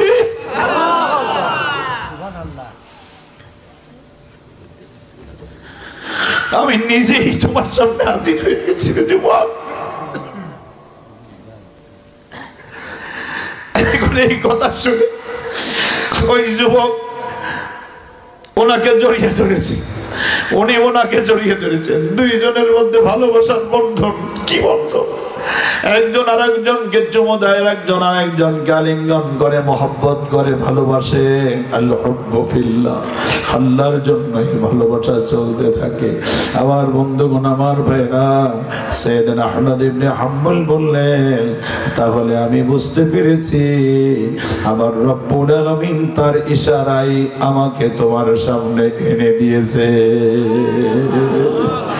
আমার বন্ধুগণ, আমার ভাইরা, এই জন্য একজন ব্যক্তি যে বিনয়ী, একজন ব্যক্তি যে ভুল করলেই করতেই পারে। আমরা তো মানুষ, আমাদের চলনে ফিরনে ওঠনে বসনে কত ভুল হয় নাকি হয় না? বলেন, ভুল হয় নাকি হয় না? দেখেন তো আমরা আমাদের মনের মধ্যে এই দোয়াটা আনতে পারি কিনা? আল্লাহকে আমরা বলবো আস্তাগফিরুল্লাহ আস্তাগফিরুল্লাহ আস্তাগফিরুল্লাহ আস্তাগফিরুল্লাহ। আল্লাহর নবীর আমল দেখেন, আমার ছোট ভাইরা এসছে, হাফেজেরা এসছে, ওলামায়ে কেরাম এসছে। আল্লাহর নবী যখন নামাজ আদায় করতেন, নামাজের সালাম ফেরানোর পর আল্লাহর নবীর সালাম ফেরাতেন, আসসালামু আলাইকুম ওয়া রাহমাতুল্লাহ, আসসালামু আলাইকুম ওয়া রাহমাতুল্লাহ। সালাম ফেরানোর পর বলতেন আল্লাহু আকবার। কি বলতেন? আল্লাহু আকবার। এই আল্লাহু আকবার বলার পর বিশ্ব নবী 3 বার করে বলতেন আস্তাগফিরুল্লাহ। বলেন সবাই, বলেন বলেন, আস্তাগফিরুল্লাহ আস্তাগফিরুল্লাহ আস্তাগফিরুল্লাহ। তার মানে বিশ্বনবী এই আমল দিয়ে বুঝিয়েছেন, যদি নামাজের মধ্যেও তো আমাদের অনেক ভুল হয়, মন এদিক ওদিক দৌড়াদৌড়ি করে, কথা বলেন ঠিক কিনা? আমরা নামাজ পড়ার পর আমার রবকে বলবো আস্তাগফিরুল্লাহ, আল্লাহ এই নামাজের মধ্যেও যদি আমার কোনো ভুল হয়ে যায়, রব্বুল আলামিন তোমার নিজের গুণে তুমি ক্ষমা করে দাও। আমার বন্ধুগণ, আমার ভাইয়েরা, কিন্তু শয়তান বলল না। শয়তানকে যখন এরকম দাম্ভিকতার সাথে এই কাজটাকে প্রত্যাখ্যান করলো, আল্লাহ বলল, কিরে শয়তান বলিস কি? হে ইবলিস বলিস কি? নাম তার অন্যটা ছিল। বলে, আজাজিল তুই বলিস কি? বলে, না আমি যা বলেছি ঠিক বলেছি, আগুনের তৈরি আমি, আমারে তুমি ওটারে সেজদা করতে বলো কেমনে? দাম্ভিকতা, অহংকার। আল্লাহ বলেন অহংকার ওটা আমার গায়ের চাদর, এই চাদর নিয়ে কখনো টানাটানি করো না। আমার বন্ধুগণ, আমার ভাইয়েরা, শয়তানকে যখন বললো এখানে অভিশপ্ত হয়ে, বিতাড়িত হয়ে, লাঞ্ছিত হয়ে বের হয়ে যাও, শয়তান তখনও বলতে পারতো আস্তাগফিরুল্লাহ, ঠিক না, বলতে পারতো জানা মাফ করে দাও। কিন্তু ইবলিস বলল না, আল্লাহ বের হয়ে গেলাম অসুবিধা নাই, কিন্তু ক্ষমতা চাই তিনটা। কয়টা? সবাই বলেন কয়টা? কেউ বাদ যাবেন না, সবাই বলেন কয়টা? শয়তান বলল আমি তিনটা ক্ষমতা চাই, এই তিনটা ক্ষমতা দিয়া আমি আদমের সঙ্গে আমি কিয়ামত পর্যন্ত লড়াই চালাইয়া যেতে চাই। জোরে বলেন নাউজুবিল্লাহ। তার মধ্যে প্রথম চাওয়া, শয়তান বলল আমি চাই কিয়ামত পর্যন্ত হায়াত। কি? কিয়ামত পর্যন্ত আমি হায়াত চাই। এই জন্য আমার বন্ধুগণ, আমার ভাইরা, কিয়ামত পর্যন্ত হায়াত।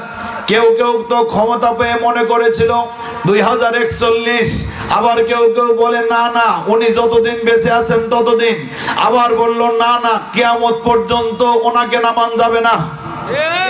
এরকমও আছে না নাই? কথা বলেন আছে না নাই?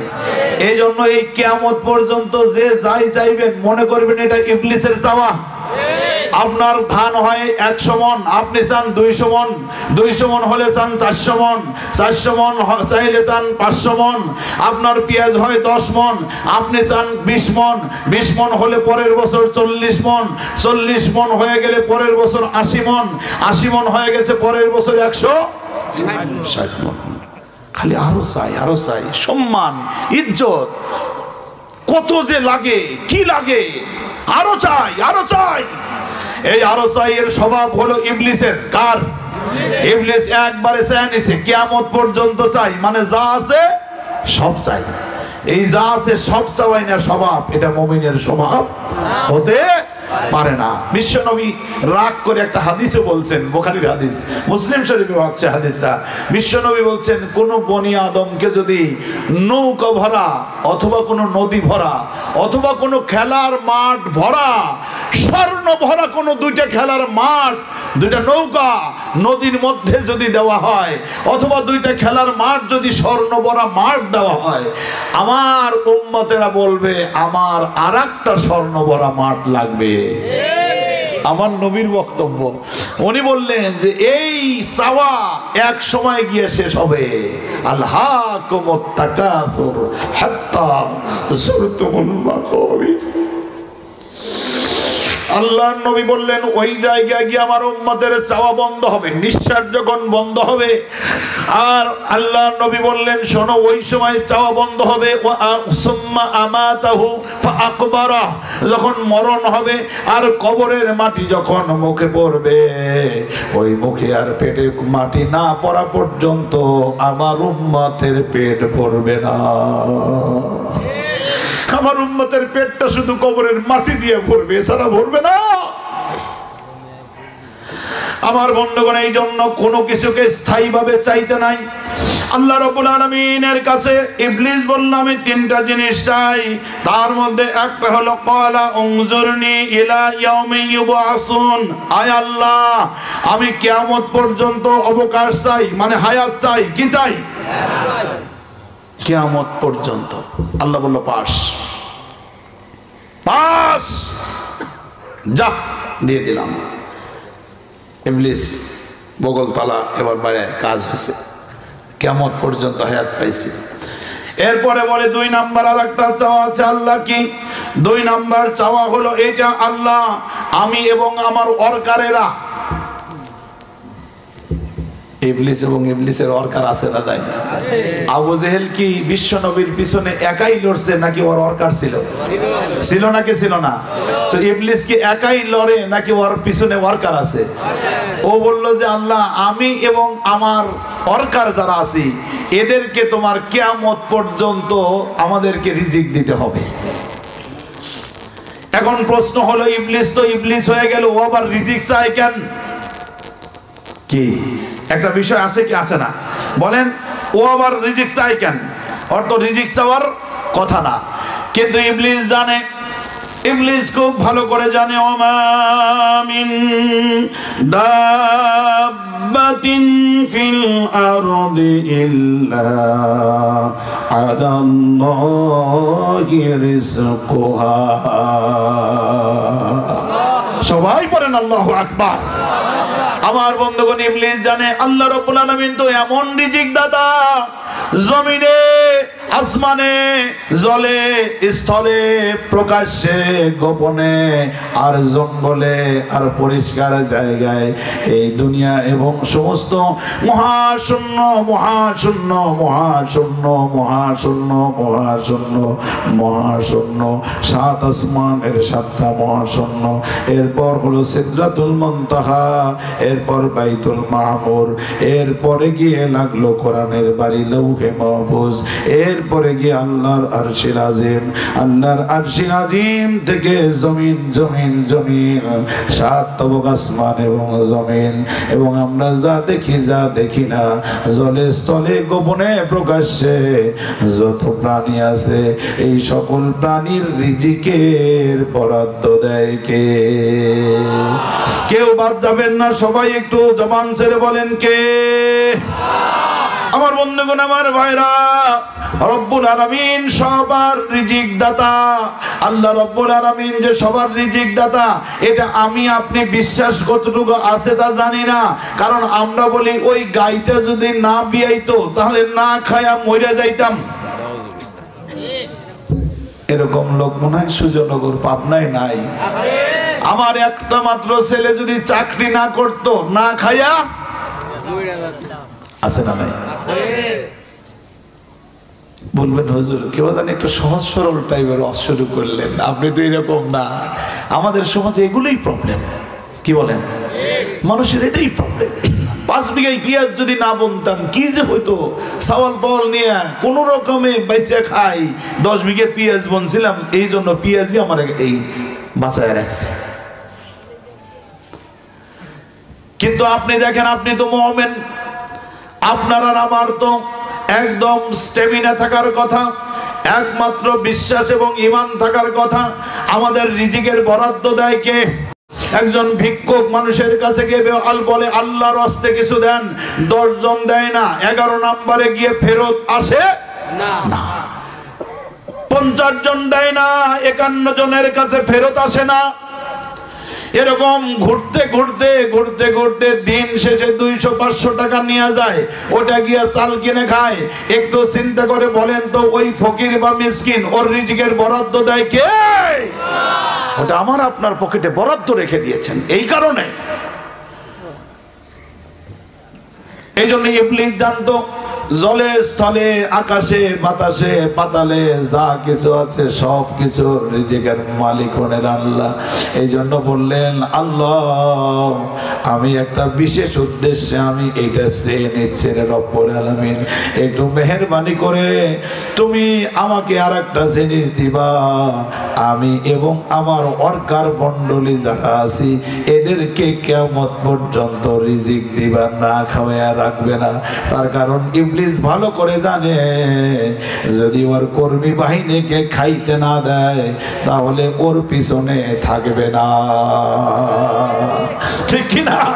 কর্মী যদি খাইতে না দেয় নেতার পিছনে কি থাকে নাকি? ইবলিসের এটা নলেজ আছে না নাই? ওর নলেজ আছে। এই জন্য জানে খাবার তো আমি দিতে পারবো না, খাবার চেয়ে নিতে হবে। আল্লাহ বলল ওকে ডান, পাস দিয়ে দিলাম, যা তুই এই জিনিস আমার কাছে চাইলি তো কোনো সমস্যা নাই, আমি দিয়ে দিলাম। আর বললেন আল্লাহ শেষ চাওয়া আমার ওয়ার্ক হবে হলো আন্ডারগ্রাউন্ড ওয়ার্কিং।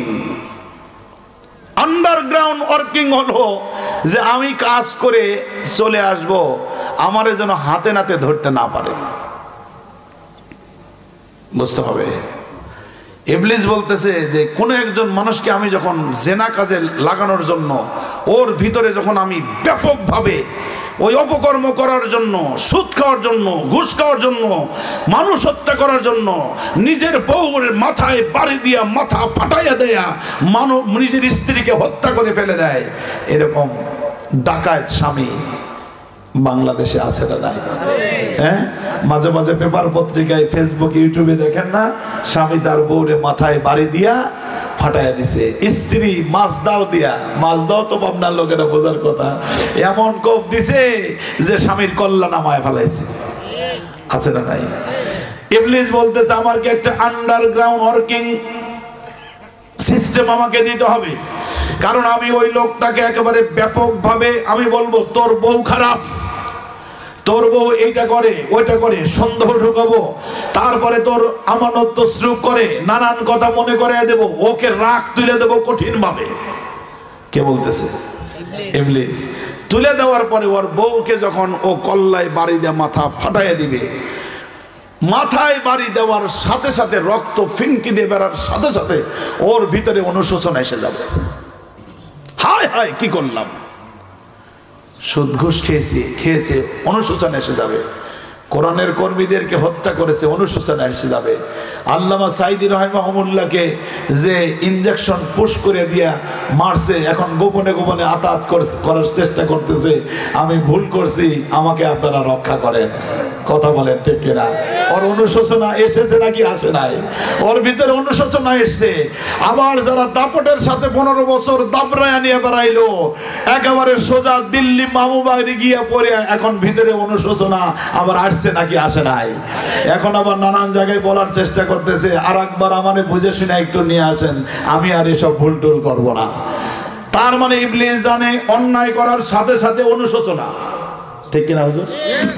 ওটা জানে। এই জন্য বললো, যদি ওই অনুশোচনা আসার পরে যদি দেখে যে আমি ইবলিস ওর সামনে দাঁড়ায় আছি, ওর বউরে বাড়ি দিয়া মাথা পাঠানোর সাথে সাথে ওই 3.5 হাত 2.5 হাত কাঁচা বাঁশের লাঠি নিয়া ও আমারে এসে এমন বাড়ি দিবে, আমার কল্লা ফাটাই দিবে যে শয়তান তোর কারণে আমি এই কাম করছি।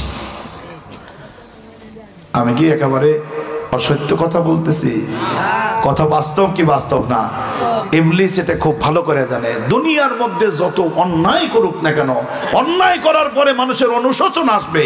অনুশোচনা আসার সাথে সাথে সে বলবে, হায় রে অন্যায় করে ফেলেছি, তাহলে মার, আমাকে বুদ্ধি দিল কে? মার বুদ্ধিটা থাকে। এই জন্য দেখবেন সমাজের যারা ক্রিমিনাল বুদ্ধি দাতা, ওরা কখনো ফ্রন্ট লাইনে আসে না। কে? সুজনগরের লোকজন মনে হয় এরকম না? হ্যাঁ, আছে না নাই? একটু ব্লেড কেসেমের লোক আছে নাকি? আছে না? একটু ব্লেড কেসেমের লোক বলুন, হুজুর এত গাইল পারেন, রাগ করছেন নাকি? খাওয়া কি খারাপ হয়েছে নাকি?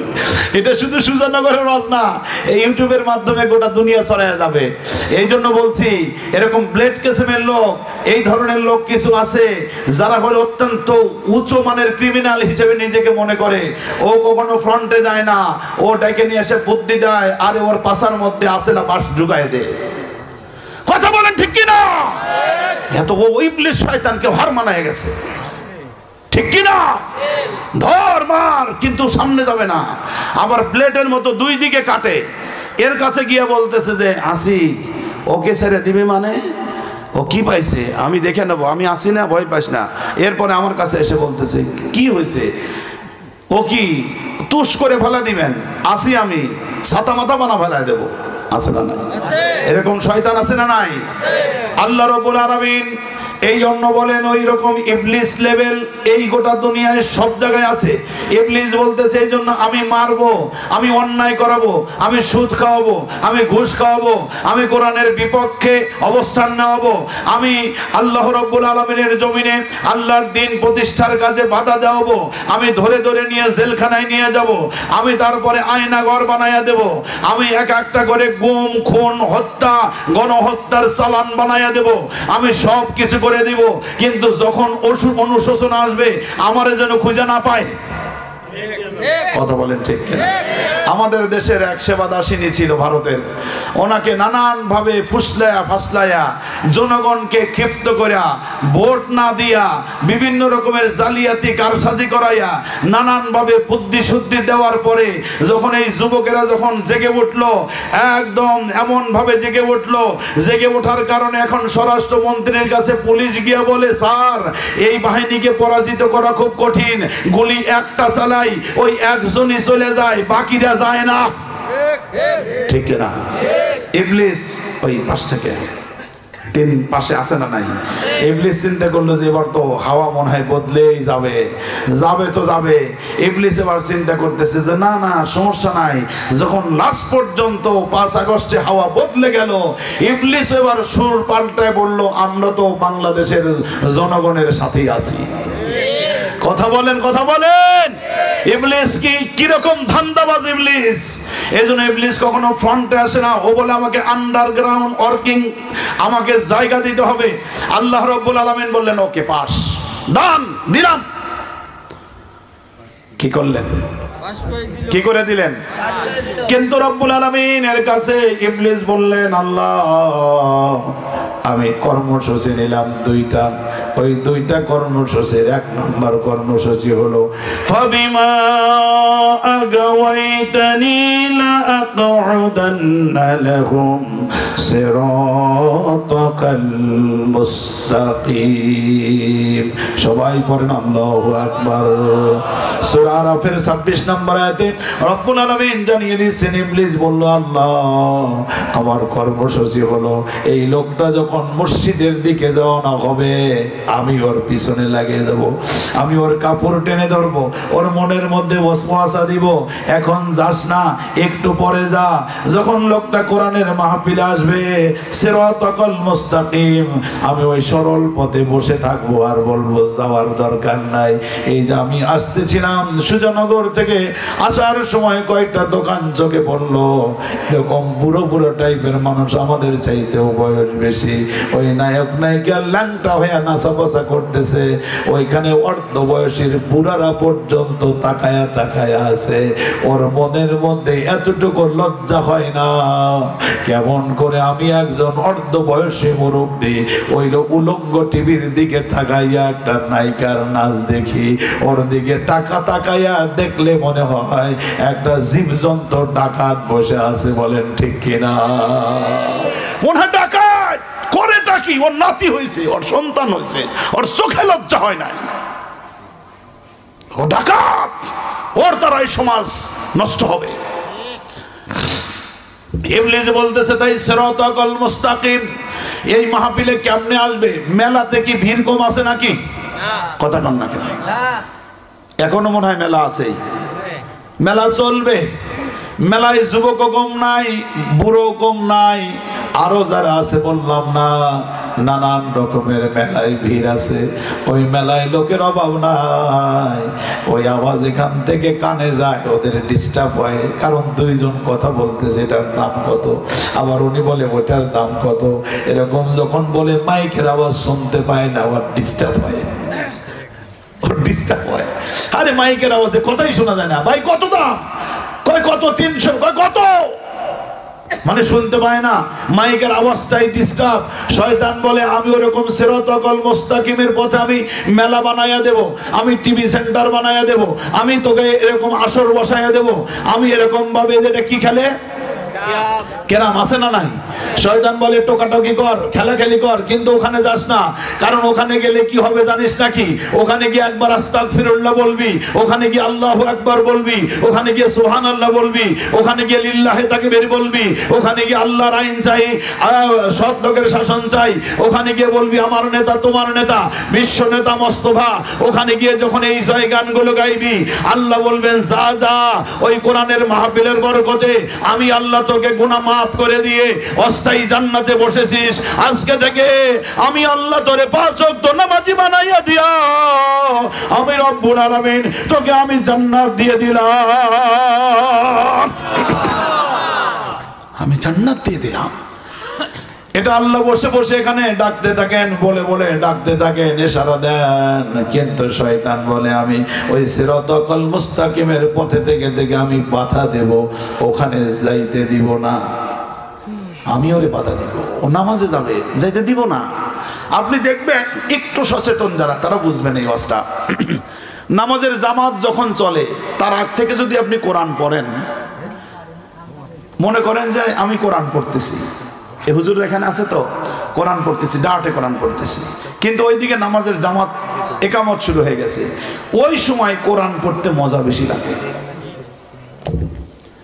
যদি বিশ্বাস না করেন এক সময় দেখে দিয়েন, এত মজা লাগে। অন্য সময় কোরআন ধরলেই মনে হয় ছেড়ে দিই, এটা পড়ার দরকার আছে। আর ওই সময় শয়তান কয় কোরআন পড়, কোরআন পড়া খুব ভালো। তার মানে কোরআন যদি পড়িস তোর জামাত কাজা হয়ে যাবে। জামাত কাজা হলে শয়তান কয় আমি গেইন হয়ে গেলাম। ও কত বড় কোট চাল দেয়, খেয়াল করছেন আপনি? আপনি চিন্তা করছেন? শয়তান জানে যে তোর বউয়ের মধ্যে যা আছে, আর তুই যারা ডার্লিং বানাইয়া পরকিরা করতে যাস তার মধ্যেও, কিন্তু শয়তান বলে তোর এইখানকার চাইতে সুখ ওখানে বেশি। নাউজুবিল্লাহর আওয়াজ আসে না জবান দিয়া? শয়তান কত সূক্ষ্মভাবে কাজ করে, খেয়াল করেন আপনি। আপনারাই দেখবেন অনেক মানুষ আছে, কোনো একজন আত্মীয়র সাথে, কোনো একজন মেয়ের সাথে, কোনো একজন মেয়ে বান্ধবী হোক অথবা ক্লাসমেট হোক অথবা যাই হোক না কেন, এরকম ওই নানান ধরনের পুরনো বান্ধবীর সাথে কথা বলতে খুব ভালো লাগে, কিন্তু বউয়ের সাথে যখন ফোনে কথা বলে খালি শটশট করে। ওখানে মিষ্টি মিষ্টি কথা, আর এখানে ভালো লাগে না। ওখানে শয়তান কাজ করতেছে। এই যে সিরাতাল মুস্তাকিম, কারণ তোর বউয়ের সাথে তুই মিষ্টি করে কথা বলবি, বিশ্বনবী বলেন ওই কথার বদৌলতে তোর গুনাহ মাফ হয়ে যাবে। সুবহানাল্লাহ, জোরে শুনে কোন না কেন? তোর বউয়ের হাতটা তুই খালি এরকম চেপে ধরবি, একবার তোর বউয়ের হাতটা মহব্বতে চেপে ধরার সাথে সাথে তোর সগীরে গুনাহ মাফ। যদি এরকম হাত চেপে ধরলি যদি গুনাহ মাফ হয়ে যায়, তাহলে বউকে মহব্বতে একটা চুমো দিলে কে? আল্লাহ রসুলের নিয়মিত সুন্নত, বিশ্ব নবীর নিয়মিত সুন্নত। বের হয়ে যাওয়ার সময় যেই বিবির ঘর থেকে বের হতেন ওই বিবিকে চুমো দিয়ে যেতেন, বুখারীর হাদিস মিয়া। কিন্তু আমাদের ওটা ভাল লাগে না। আমাদের ভাল লাগে কোথায়? ওই যে ফোনে এই শয়তানের আন্ডা আর একটা, ওখানে কথা বলতেছে, মজা লাগে, ব্যাপক মজা লাগে। আছে না নাই? কথা বলেন, আছে না নাই আমার ভাইরা? এই জন্য একটু আমার ভাইদের কাছে আমি অনুরোধ করতে চাচ্ছি যে শয়তান বলতেছে সিরাতাল মুস্তাকিম, আমি কি করব? তোর সিরাতাল মুস্তাকিমের পথে বাধা দেব, তোরে ভালো কাজ আমি করতে দিব না। এটা বলতে গিয়া শয়তান আরো চ্যালেঞ্জ নিল। দেখেন আল্লাহ কোরআন শরীফে বলছেন সুম্মা লাআতিয়ান্নাহুম মিন বাইনি, কি করব আমি? আইদিহিম ওয়া মিন খালফিহিম ওয়া মিন আইমানিহিম ওয়া আন শামাইলিহিম। শয়তান বলতেছে আমি সামনে দিয়া, পিছন দিয়া, ডান দিক দিয়া, বাম দিক দিয়া, চতুর্দিক দিয়া তোরে ঘেরাও করে ফেলাবো। কে বলতেছে? কে বলতেছে বলেন? তোর ডানে, তোর বামে, তোর সামনে, তোর পিছনে, এমন ভাবে তোকে ঘেরাও করব, তুই মনে করছিস তোকে আমি ভালো কাজ করে তুই কি উদ্ধার হবি, তুই জান্নাতে যাবি, আমি তোকে ধরবো, দাঁড়া। এরকম চারদিক দিয়ে ধরে। আমার রব্বুল আলামিন বলে শয়তান রে তুই ধরতে পারবি, তুই আমার শয়তানকে ওয়াসওয়াসা দিতে পারবি, সব কিছু তোর অনুকূলে আমি দিয়ে দিলাম, কিন্তু একটা জিনিস আমার বান্দার পক্ষে দিলাম। এই আয়াতটা শোনার পরে চিল্লায়া জোরে সোরে আওয়াজ করে আকাশ বাতাস মুখরিত করে আমরা সবাই বলবো আল্লাহু আকবার। রাজি আছি তো ইনশাআল্লাহ? শয়তানকে আল্লাহ সব দিয়েছেন তার অনুকূলে, বান্দাকে দিয়েছেন একটা অনুকূলে। আল্লাহ রাব্বুল আলামিন সেই কোরআনের মধ্যে বলেন ইন্না ইবাদি লাইসা লাকা আলাইহিম সুলতানুন ওয়া কাফা বিরাব্বিকা ওয়াকিলা।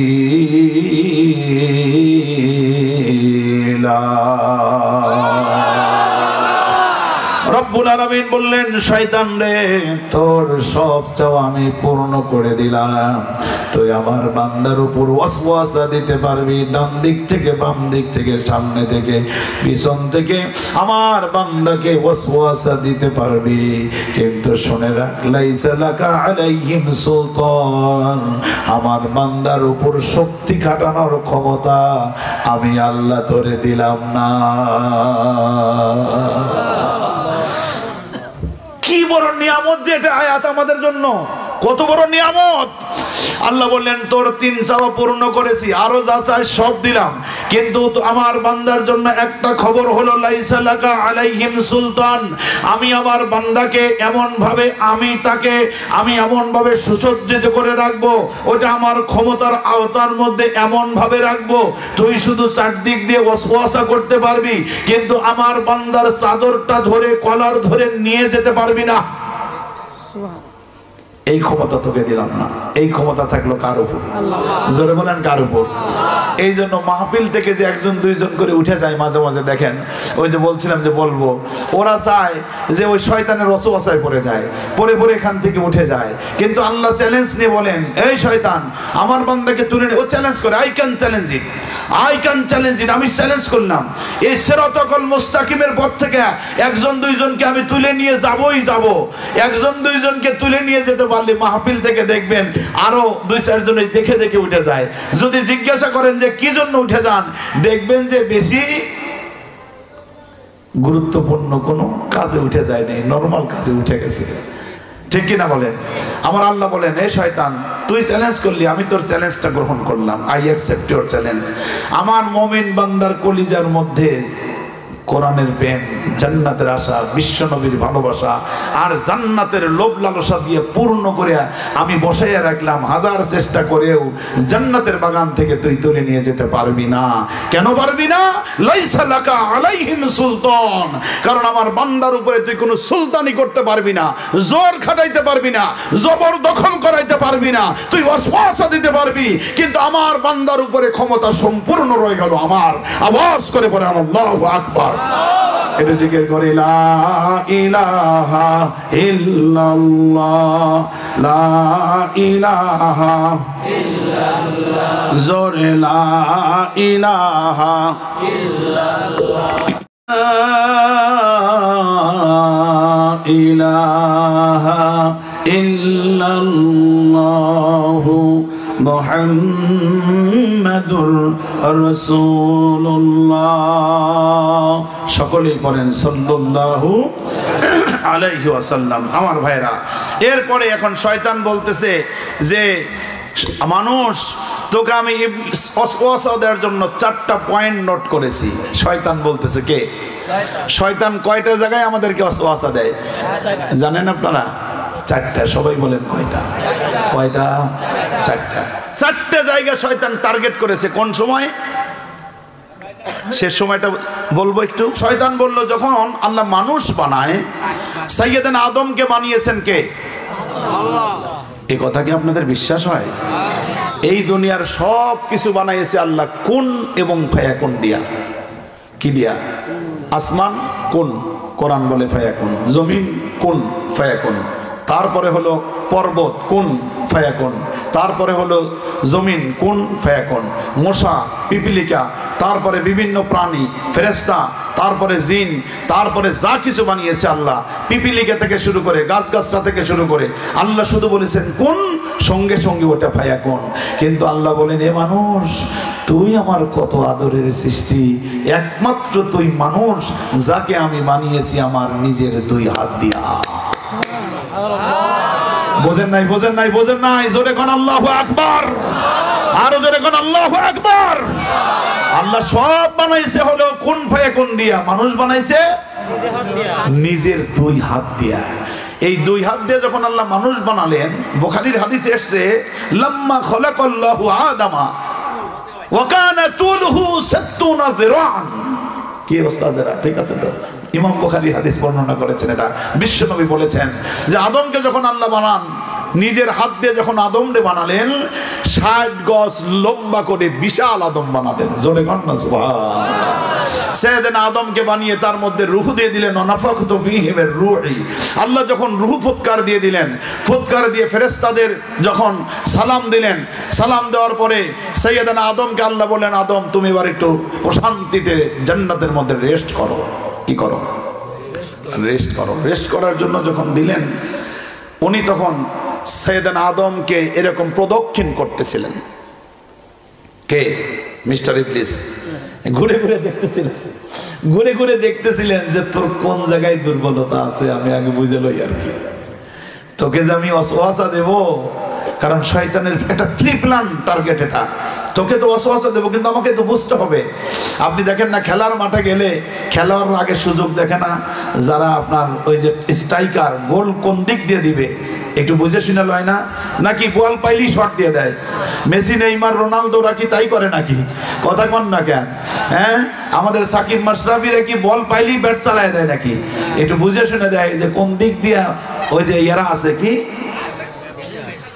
কি ফিল্ডিং যারা করে তাদের কি গেদা কর না, তোরা ফিল্ডিং যারা করে ওদের কি বলে? হ্যাঁ, তোরা খেলাধুলায় এক্সপার্ট না, আচ্ছা অসুবিধা নেই, খেলাধুলার দরকার নাই, ওগুলো সব না যায়। তো ওই যে ফিল্ডিং যে করতেছে আর কি, দেখে যে কোন দিক দিয়ে আছে প্লেয়ার, কোন দিক দিয়ে প্লেয়ার নাই, তারপরে যে দিক দিয়ে নাই ওই দিক দিয়ে খেট করে মেরে দিল, চারি হয়ে গেল। আছে না নাই? তার মানে হলো ইবলিস বলে তোর সাথে আদম খেলতে হবে, তো এই জন্য সেদিন আদমকে শোয়ে যখন রেখেছেন, সেদিন আদমকে এরকম ঘুরে ঘুরে প্রদক্ষিণ করতেছেন, কোন কোন জায়গায় তোর দুর্বলতা। এই দুর্বলতা দেখতে গিয়ে ফার্স্ট টার্গেট করেছে ইবলিস সর্বপ্রথম সেদিন আদমের পেট। কি কারণ বলছেন, আদম তুমি যদি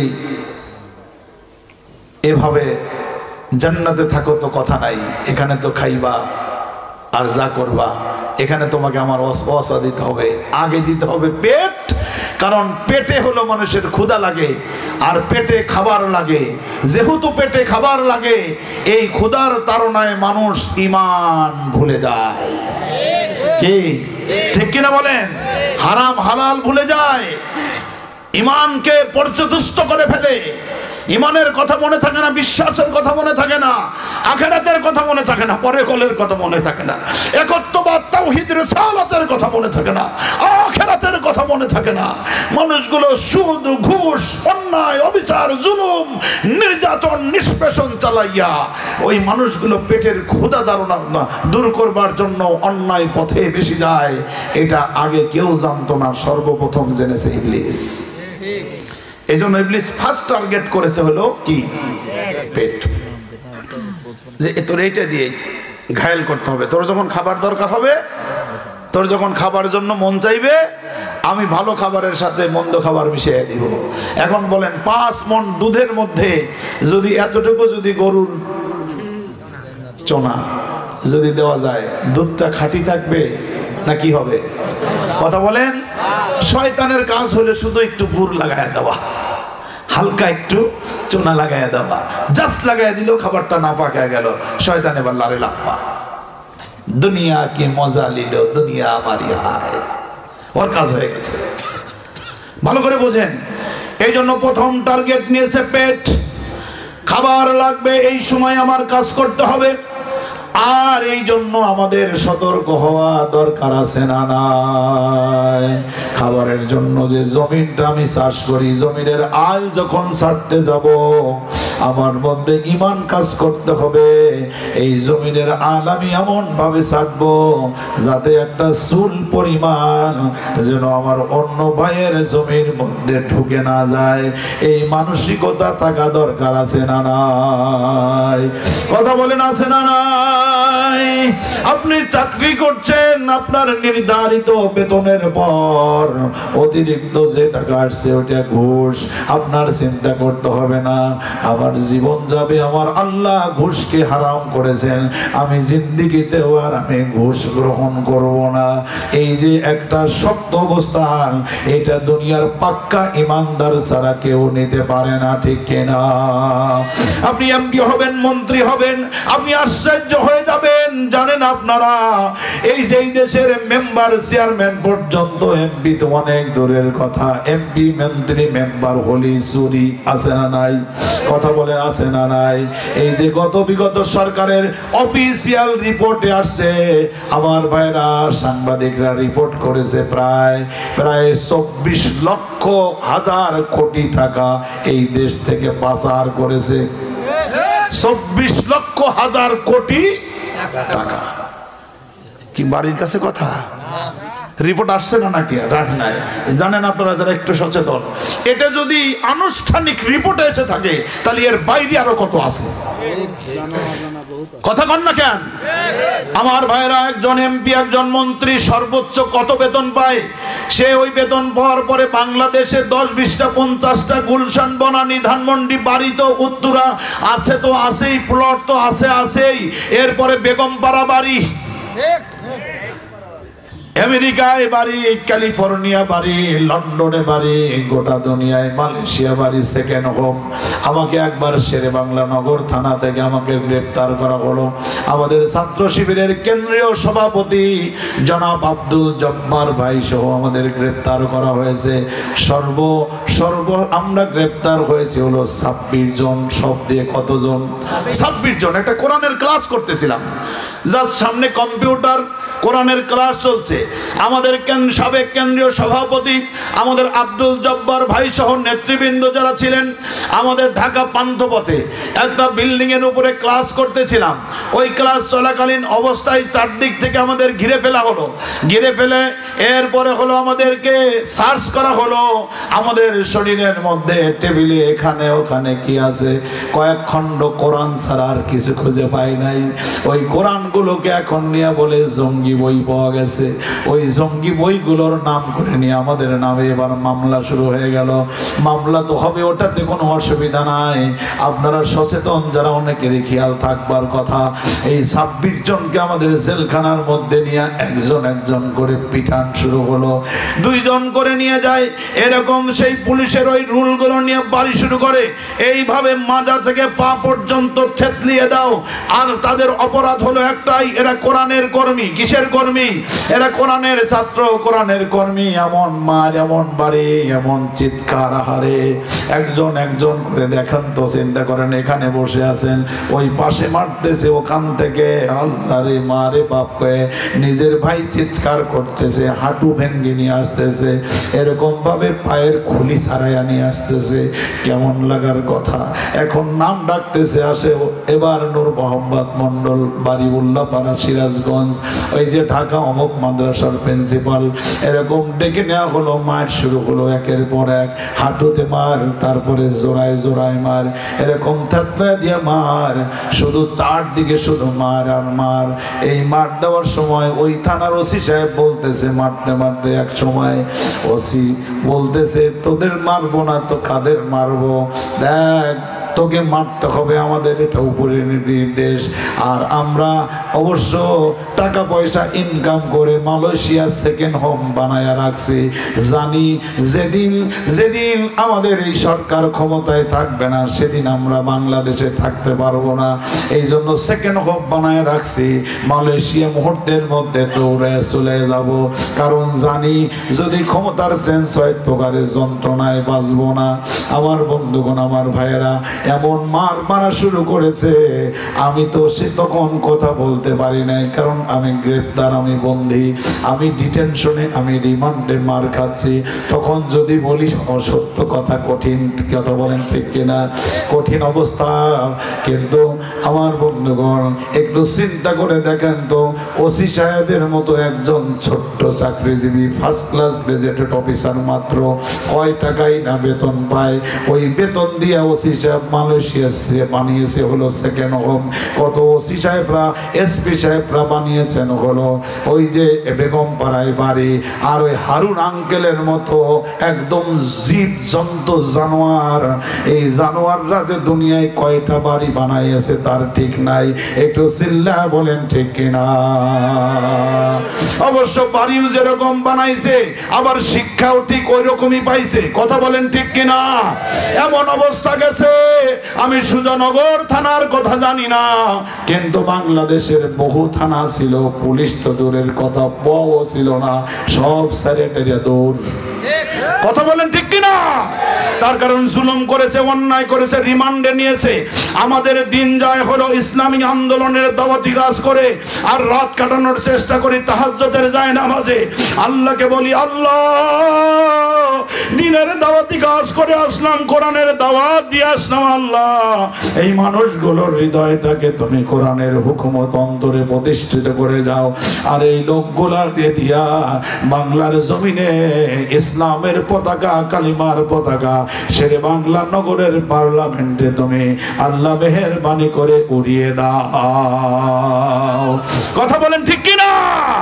কিন্তু আমার ভাইরা, এই যে বেগম পাড়ায় বাড়ি, এই যে ইউরোপ আমেরিকায় বাড়ি, এই যে মালয়েশিয়ায় বাড়ি, এই সমস্ত চোরেরা ভণ্ডরা এগুলো যারা করেছে, এগুলো কি তাদের, আমার ভাইরা, আমার বন্ধুগণ, ওই যে যা বেতন পাইতো ওই বেতনের টাকা দিয়ে হয়েছে, নাকি ইবলিস যে হারাম রাস্তা দেখায় দিয়েছে ওই হারাম পথ দিয়ে হয়েছে?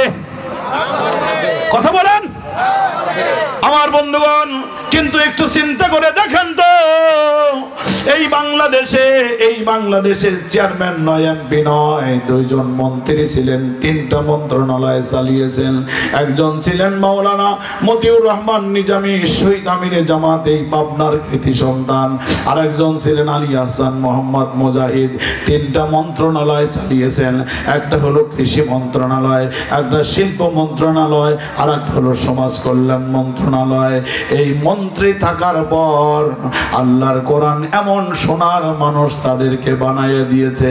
একটু চিন্তা করে দেখেন, তাদের ওই মন্ত্রণালয়গুলো তছনছ করে 15-17 বছর খোঁজা হয়েছে কোনো দুর্নীতি পাওয়া যায় কিনা। 1 টাকা 1 পয়সার দুর্নীতি তো দূরের কথা, মাইক্রোস্কোপ অনুবীক্ষণ যন্ত্র দিয়া দুর্নীতি তো দূরের কথা, 1টা পয়সার অনিয়ম পর্যন্ত খুঁজে পায় না। ঠিক কিনা? বরং আমাদের আমিরে জামাত ডক্টর শফিকুর রহমান সাহেব কয়েকদিন আগে বলেছেন, উনি বলেছেন আমি আলী হাসান মোহাম্মদ মুজাহিদের একটা বইয়ের মোড়ক উন্মোচন করার একটা অনুষ্ঠানে তিনি বলেছেন, শহীদ আলী হাসান মোহাম্মদ মুজাহিদের পরিবার আমার কাছে 3 লক্ষ টাকা আমাকে তুলে দিল। আমি বললাম এই কোন টাকা দেন? বলে আমাদের নেতা, আমাদের পরিবারের সদস্য শহীদ আমিরে জামাত, আমাদের শহীদ আলী হাসান মোহাম্মদ মুজাহিদ আমাদেরকে বলে গিয়েছেন। আমি সারা জীবন অত্যন্ত সতর্কতার সাথে সংগঠন করেছি, কখনো সংগঠনের টাকা পরিবারের টাকার সাথে মিশাই নাই, যথেষ্ট পরিমাণ সতর্ক হয়ে চলেছি। আমি যখন মন্ত্রী ছিলাম, আমি যখন মন্ত্রণালয়ের কাজে যাইতাম, আমি সরকারি টাকা খরচ করতাম। যখন আমি আন্দোলনের কাজে যাইতাম, তখন আমি আন্দোলনের টাকা, জামাত ইসলামের টাকা দিয়ে গাড়ি তেল তুলতাম। আবার যখন আমি পারিবারিক কোনো কাজে যদি কখনো হঠাৎ যাওয়া লাগতো, আমার নিজের টাকা দিয়ে আমি তেল তুলে চলতাম। আমি এত সতর্ক ছিলাম, এত সতর্ক থাকতাম। তারপরে পরিবারকে বলে গেছে আমার 1-2টা করে গোছানো টাকা হতে হতে 1000 করে গুছাইয়া, 2000 করে গুছাইয়া, 1-2 পয়সা করে গুছাইয়া আমার কাছে আছে 3 লক্ষ টাকা। স্ত্রীকে বলে গেলেন, সন্তানদেরকে বলে গেলেন, এই 3 লক্ষ টাকা গিয়ে সংগঠনকে দিয়ে দিবে। বলবে জীবনে যদি এতটুকু ভুল হয়ে কখনো একটু এদিক সেদিক যদি হয়ে যায়, একটু টাকাটা দিয়ে আমিরে জামাতের হাতে তুলে দিয়ে বলবে যে আমাকে যেন ওরা মাফ করে দেয়।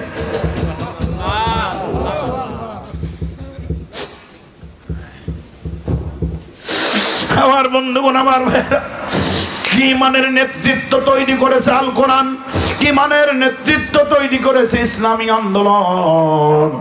আমার সোনা ভাইরা, আমার কলিজার টুকরা ভাইরা, এই জন্য যদি এরকম সোনার মানুষ যদি কোরআন দিয়ে তৈরি হয়, তাহলে আর এই দেশে কোনো দুর্নীতি দুর্বৃত্তায়ন থাকবে কি ভাই?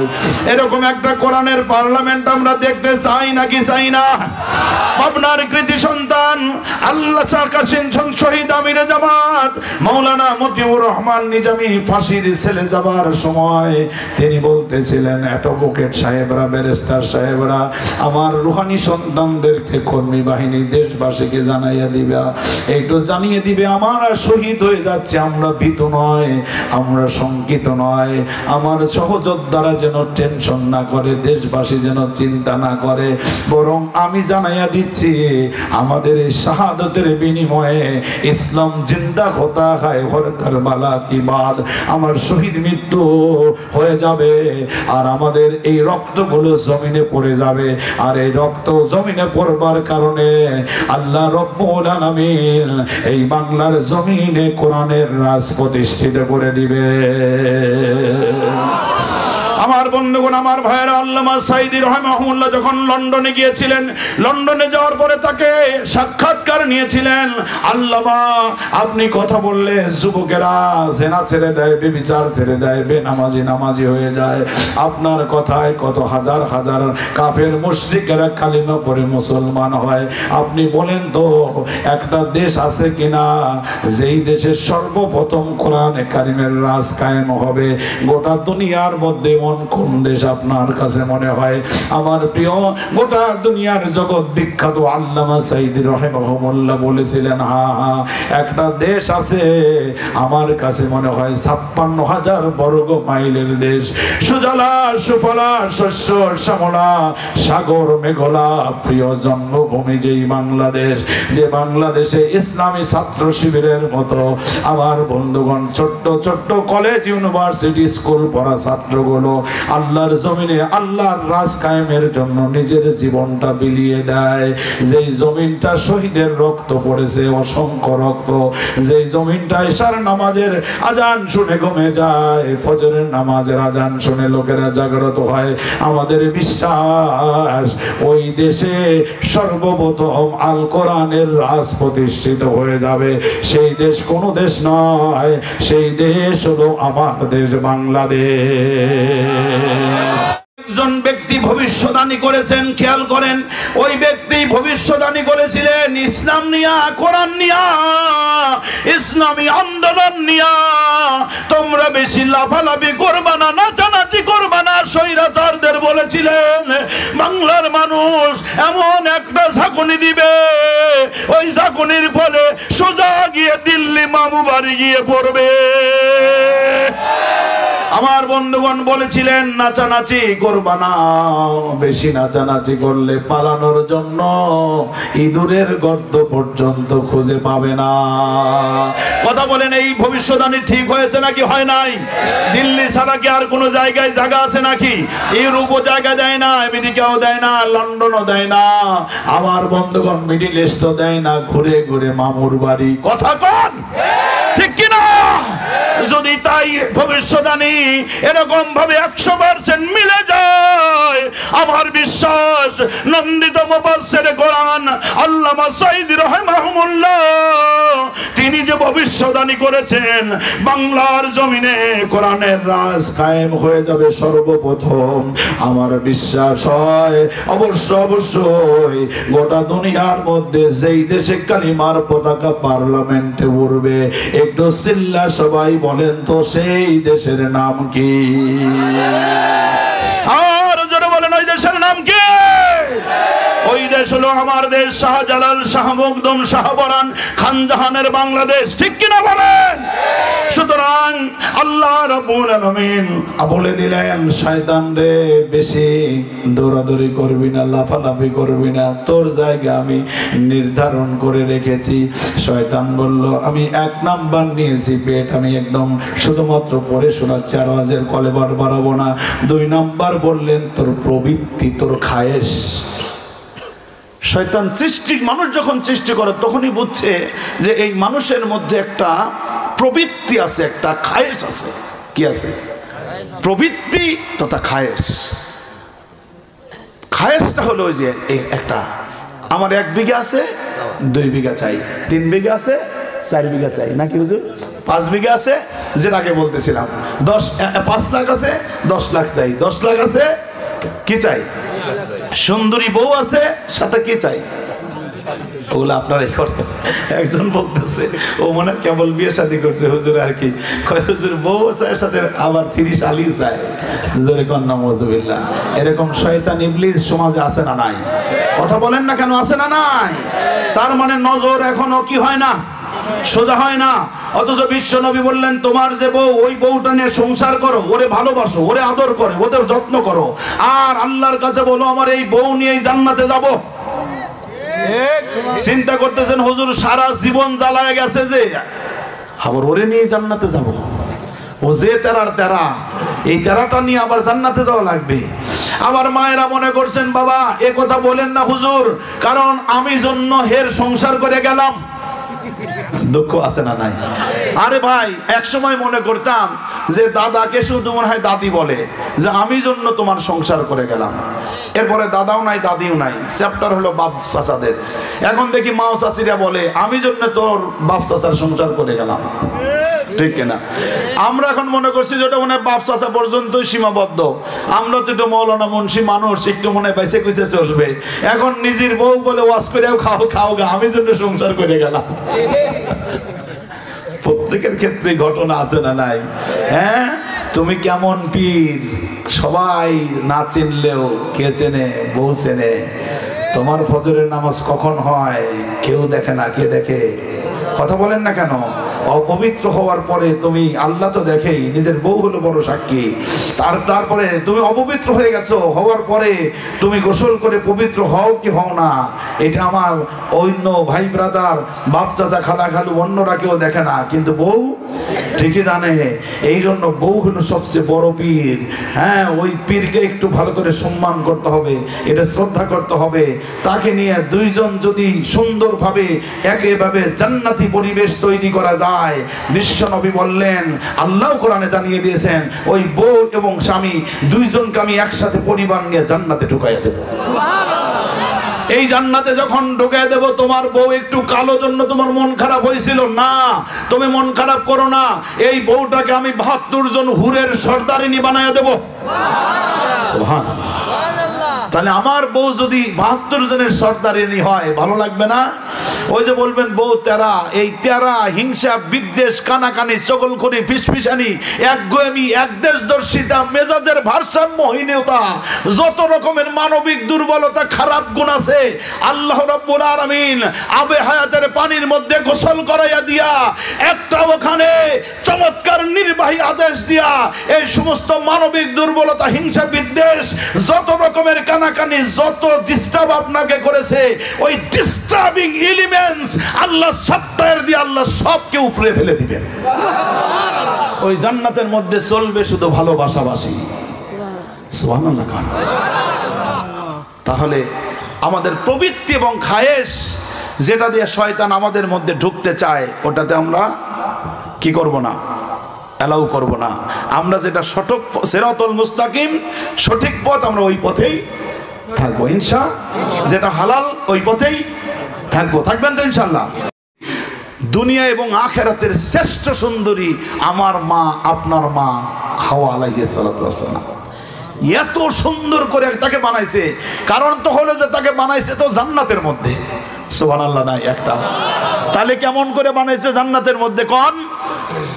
সেই রকম একদম সুরুষি, রূপসী, তরুণী, তন্নি, তম্বি, কি চমৎকার, কি করে বর্ণনা দিব, এত সুন্দর করে বানাইছে সার্জন, সেটা বলার টাইম নাই।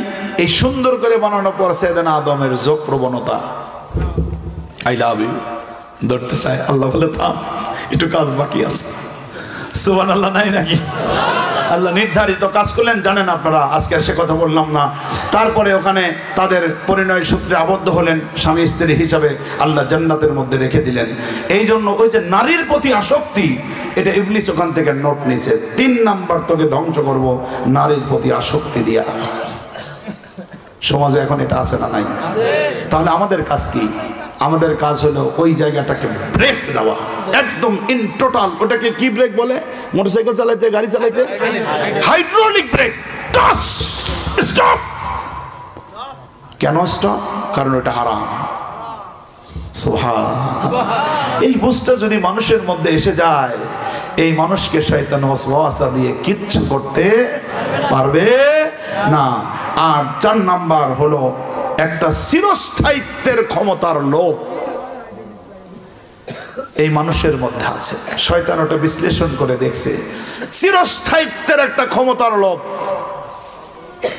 কারণ আদম আলাইহিস সালামকে যখন জান্নাতে দিলেন, ওই যে কোরআনের আয়াতটা পড়ছিলাম, উনি চাইছিলেন চিরস্থায়ীভাবে থাকবো, কিন্তু আল্লাহ তাআলা বললেন না, এখানে চিরস্থায়ী তোমাকে থাকা যাবে না। শয়তান ওয়াসওয়াসা দিলে অনেক ঘটনা আপনারা জানেন। এই যে চিরস্থায়িত্বের ক্ষমতা, একটু দেখবেন একজন লোক যখন মেম্বারে দাঁড়ায়, ও দাঁড়াইয়া বয়স হয়ে গেছে, একবার মেম্বার হইতে পারছে অথবা পারে নাই, সেকেন্ড বার দাঁড়াইলো, দাঁড়ানোর পরে বলতেছে, ভাইজান ভাই সব, এ বছরই আমার শেষ। কি এ বছরই আমার, আমি আর হয়তো আপনাদের কাছে আসবো না।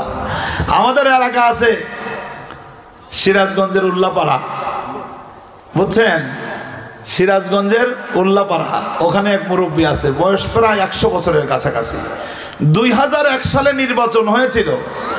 ওই 2001 সালের নির্বাচনের সময় উনি বলছিলেন, গায়ও বুড়া বিয়ানো শেষ। এই কথা কি পাবনায় আছে না নাই? ওই সেক্রেটারি সাহেব কি আশপাশে আছে? বুঝছেন, গায়ও বুড়া 2001 থেকে এখন কয় সাল, কয় যুগ গেল, কয় যুগ গেল? হ্যাঁ, ওই 2 যুগ পরে এসেও আবার একই ডায়লগ দিতেছে, গায়ও বুড়া বিয়ানেও শেষ। ক্ষমতাটা কি জিনিস! এই জন্য মেম্বারে দাঁড়াইছে, চেয়ারম্যানে দাঁড়াইছে, এইবারই শেষবার। তারপরে মানুষের হাতে ধরে পায়ে ধরে অমুক ভাইয়ের চরিত্র ফুলের মতো পবিত্র, হ্যান ত্যান নানান কিছু বলে বলে এরপরে কোনো রকমে টাকা পয়সা দিয়ে বিড়ি সিগারেট দিয়া। আর আমরা তো এমন চগলখোরের চগলখোর, আমার এরকম একটা রায়, আমার রায় দ্বারা ইউনিয়ন পরিষদের নেতা নির্বাচন হবে, যেখানে একটা মসজিদের ইমাম নেতা নির্বাচন করার সময় সভাপতি বসে, সেক্রেটারি বসে। কিছুদিন তো এমন ছিল যে সভাপতি বসে ইমাম সাহেবের ভাইবা নিতেছে, ওই সভাপতির এরকম হাঁটুর এখানে প্যান্সেরা। মিথ্যা কথা বললাম নাকি? প্যান্সেরা। ওনারে জিজ্ঞাসা করা হলো প্যান্সেরা কেন, কয় না ওটা স্টাইল। প্যান্সেরা স্টাইলের লোক নামাজ কালাম তো নাই, পিছলায় পড়ে যায়, পূব দিকে পড়ে, পশ্চিমে পড়ে না। হঠাৎ যদি নামাজ হয়ে যায়, ও মসজিদের সভাপতি। অবশ্য আপনাদের এলাকায় এরকম হয়ে নাই, আপনাদের এলাকা সব আল্লাহর ওলি হয়ে গেছে আর কি। হ্যাঁ, ছিল নাকি ছিল না? এখন আস্তে আস্তে কাটে পড়তেছে, পালায়া গেছে ওরা। কি বলেন, ঠিক কিনা? এই জন্য মসজিদে উপযুক্ত কমিটি করতে হবে। একজন নামাজি, একজন মুত্তাকি, কোরআনে আল্লাহ তার বৈশিষ্ট্য 4টা বলে দিয়েছেন। আমার ভাইয়েরা, ওইভাবে আমরা কমিটি করব।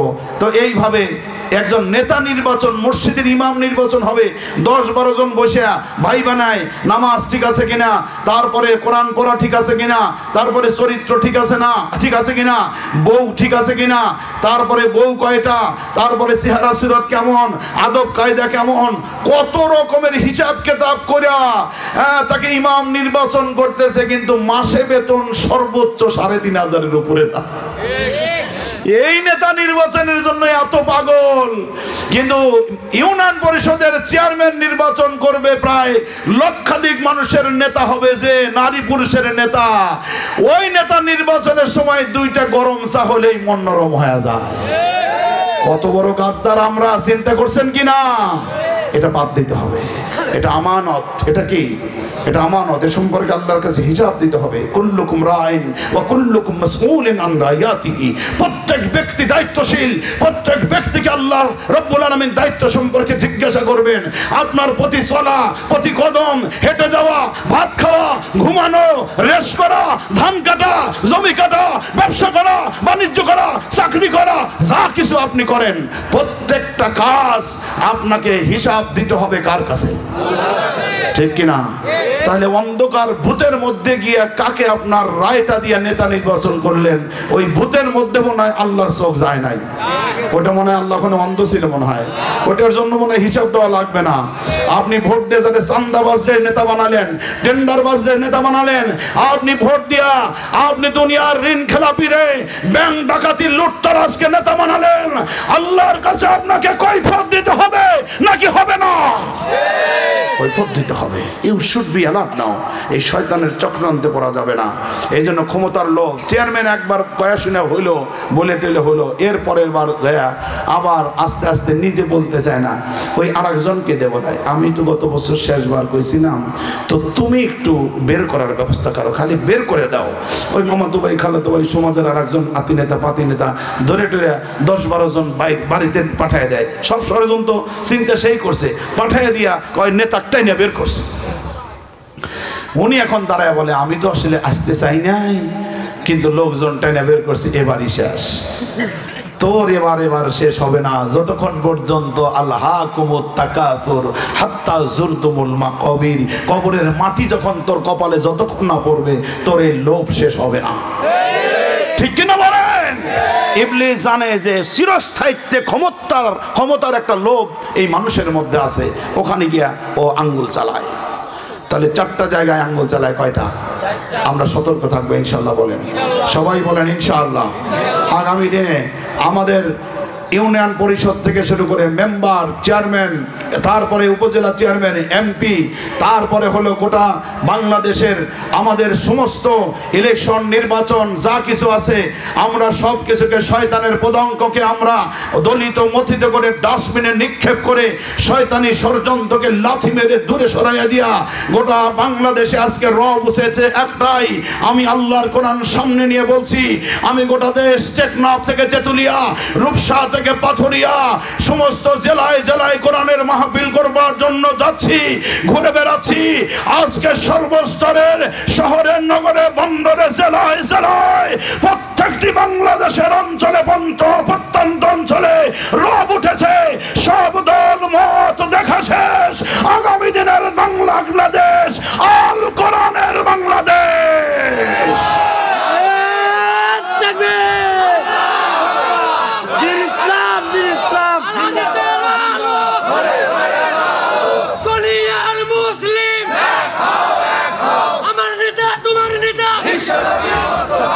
আলহামদুলিল্লাহ, আলহামদুলিল্লাহ। তাহলে এরকম একটা কোরআনের সমাজ আমরা চাই তো ইনশাআল্লাহ, যেই কোরআনের সমাজে পার্লামেন্টে দাঁড়ায় বলবে, মাননীয় স্পিকার নূর মোহাম্মদ সিরাজিরা 50 বছর ওয়াজ করে ওদেরকে আবার ধরে নিয়ে সাইদি সাহেবরে 50 বছর ওয়াজ করার পরে হাজার হাজার মানুষে অমুসলিমকে মুসলমান বানানোর পরে 13 বছর জেলখানায় রেখে সাত মেটে নাই, তারপরে হাসপাতালে নিয়ে চিকিৎসার নাম করে ইনজেকশন পুশ করে মারিয়া ফেলা দিচ্ছে। এইসব ওয়াজ নসিহত আর লাগবে না। ও মাননীয় স্পিকার, এই আজকের সংসদে বিল উপস্থাপন করলাম, আগামী দিন নামাজ ভিত্তিক সমাজ ব্যবস্থা কায়েম হবে। আর ওই নামাজ ভিত্তিক সমাজ ব্যবস্থার মধ্যে, ওই নামাজ ভিত্তিক সমাজ ব্যবস্থা যখন কায়েম হবে, যখন আজান হয়ে যাবে, আর এরকম দাঁড়িয়ে বসে ওয়াজ নসিহতের এত দরকার হবে না। আপনাদেরও বক্তাদের এত টাকা দিয়ে দিয়ে মনে কষ্ট পাওয়া লাগবে না। আহারে বক্তা আসলো, টাকা নিয়ে গেল, কি যে কষ্ট আছে না নাই? এমন যুগ আমরা পার করেছি। এই যে ওয়াজটা করলাম, এই এরকম ওয়াজ করার পরে আমাদের দিকে রাঙ্গা রাঙ্গে চোখে তাকাইতো, মাইককে উঠান দিয়ে নিয়ে তুলে যেত।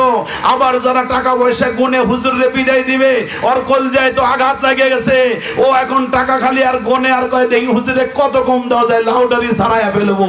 এরকম কত জায়গায় টাকা ফালায় রেখে চলে গেছে, তো টাকাই লাগবে না। কিন্তু আল্লাহ দিন চেঞ্জ করেছেন, বলেন ঠিক কিনা? কথা বলেন ঠিক কিনা? ইনশাআল্লাহ দিন এখন ইসলাম এবং কোরআনের অনুকূলে সারা দেশ। ইনশাআল্লাহ এই সময় আমরা বাতিলের হুমকি ধমকি পরোয়া না করে ওই সংসদে দাঁড়িয়ে মাননীয় স্পিকার বলবে, আগামী দিন হবে আল কোরআনের বাংলাদেশ। ওই কোরআনের বাংলাদেশে বলবে, এখন থেকে নামাজ প্রতিষ্ঠিত করা হোক, নামাজের পক্ষে বিল পাস করা হোক, আজান হয়ে যাবে। আর মাননীয় স্পিকার বলবে, নামাজের পক্ষে বিল এসেছে, এই পক্ষে যারা আছেন তারা হা বলুন। সবাই চিল্লা বলেন তো হা। নামাজের বিলের পক্ষে আজকের এই মক সংসদে যারা আছেন, সেই সমস্ত এমপি মন্ত্রীরা সবাই হা বলুন। হা জয়যুক্ত হয়েছে, হা জয়যুক্ত হয়েছে, হা জয়যুক্ত হয়েছে। এই কথা বলার পরে নামাজ বিল কায়েম হয়ে যাবে। আর ওখানে আজান দেবে, আজান দেওয়ার সাথে সাথে দোকানপাট কাজকর্ম বন্ধ করে নামাজ পড়ে ফাংতাশিরু ফিল আরদ, আবার জমিনে বিচরণ করবে, অফিস আদালতে বিচার করবে, কাজবাজ করবে। আল্লাহ বলেন, আমার রহমতের জুয়ারে জোশ খেলে যাবে। আমি আল্লাহ ইরিয়া মন দিতাম বিঘায় 4-5 মন, ওই আল্লাহ আমি ইরিগেশনের পরে আমি আবার দেই হলো 25 থেকে 30 মন। আর নামাজ ভিত্তিক সমাজ কায়েম হয়ে তুমি যখন জমিনে বিচরণ করবে, আমি আল্লাহ কি 1 বিঘায় ওই 30 মন বাড়াই আর 60 মন দিতে পারি না? কথা বলেন, পারে কি পারে না? ওই আল্লাহ পারেন নাকি পারেন না? এরকম একটা সুন্দর সমাজ চাই নাকি চাই না? হ্যাঁ, 36,000 টাকা চুরি করে নিয়া আমাদের এক দরবেশ বাবা, আমি যদি বাবা বলতে চাই না, ঘৃণা লাগে তাকে, 36,000 এক ব্যাংক থেকে চুরি করিয়া দাড়িগুলা কামাইয়া নৌকায় পার হওয়া নিছিল। ঠিক কিনা বলেন? যদি নামাজ ভিত্তিক কোরআনের সমাজ কায়েম হয়, এরকম কি আর কোন দরবেশের জন্ম হবে? কথা বলেন, হবে? নিঃসন্দেহে না। এই জন্য আসুন সেরকম একটা কোরআনের সমাজ আমরা পাই, যে সমাজ হবে ইনশাআল্লাহ কোরআনের ইসলামের। আল্লাহ রাব্বুল আলামিন যেন কবুল করেন। সবাই পড়েন আমিন।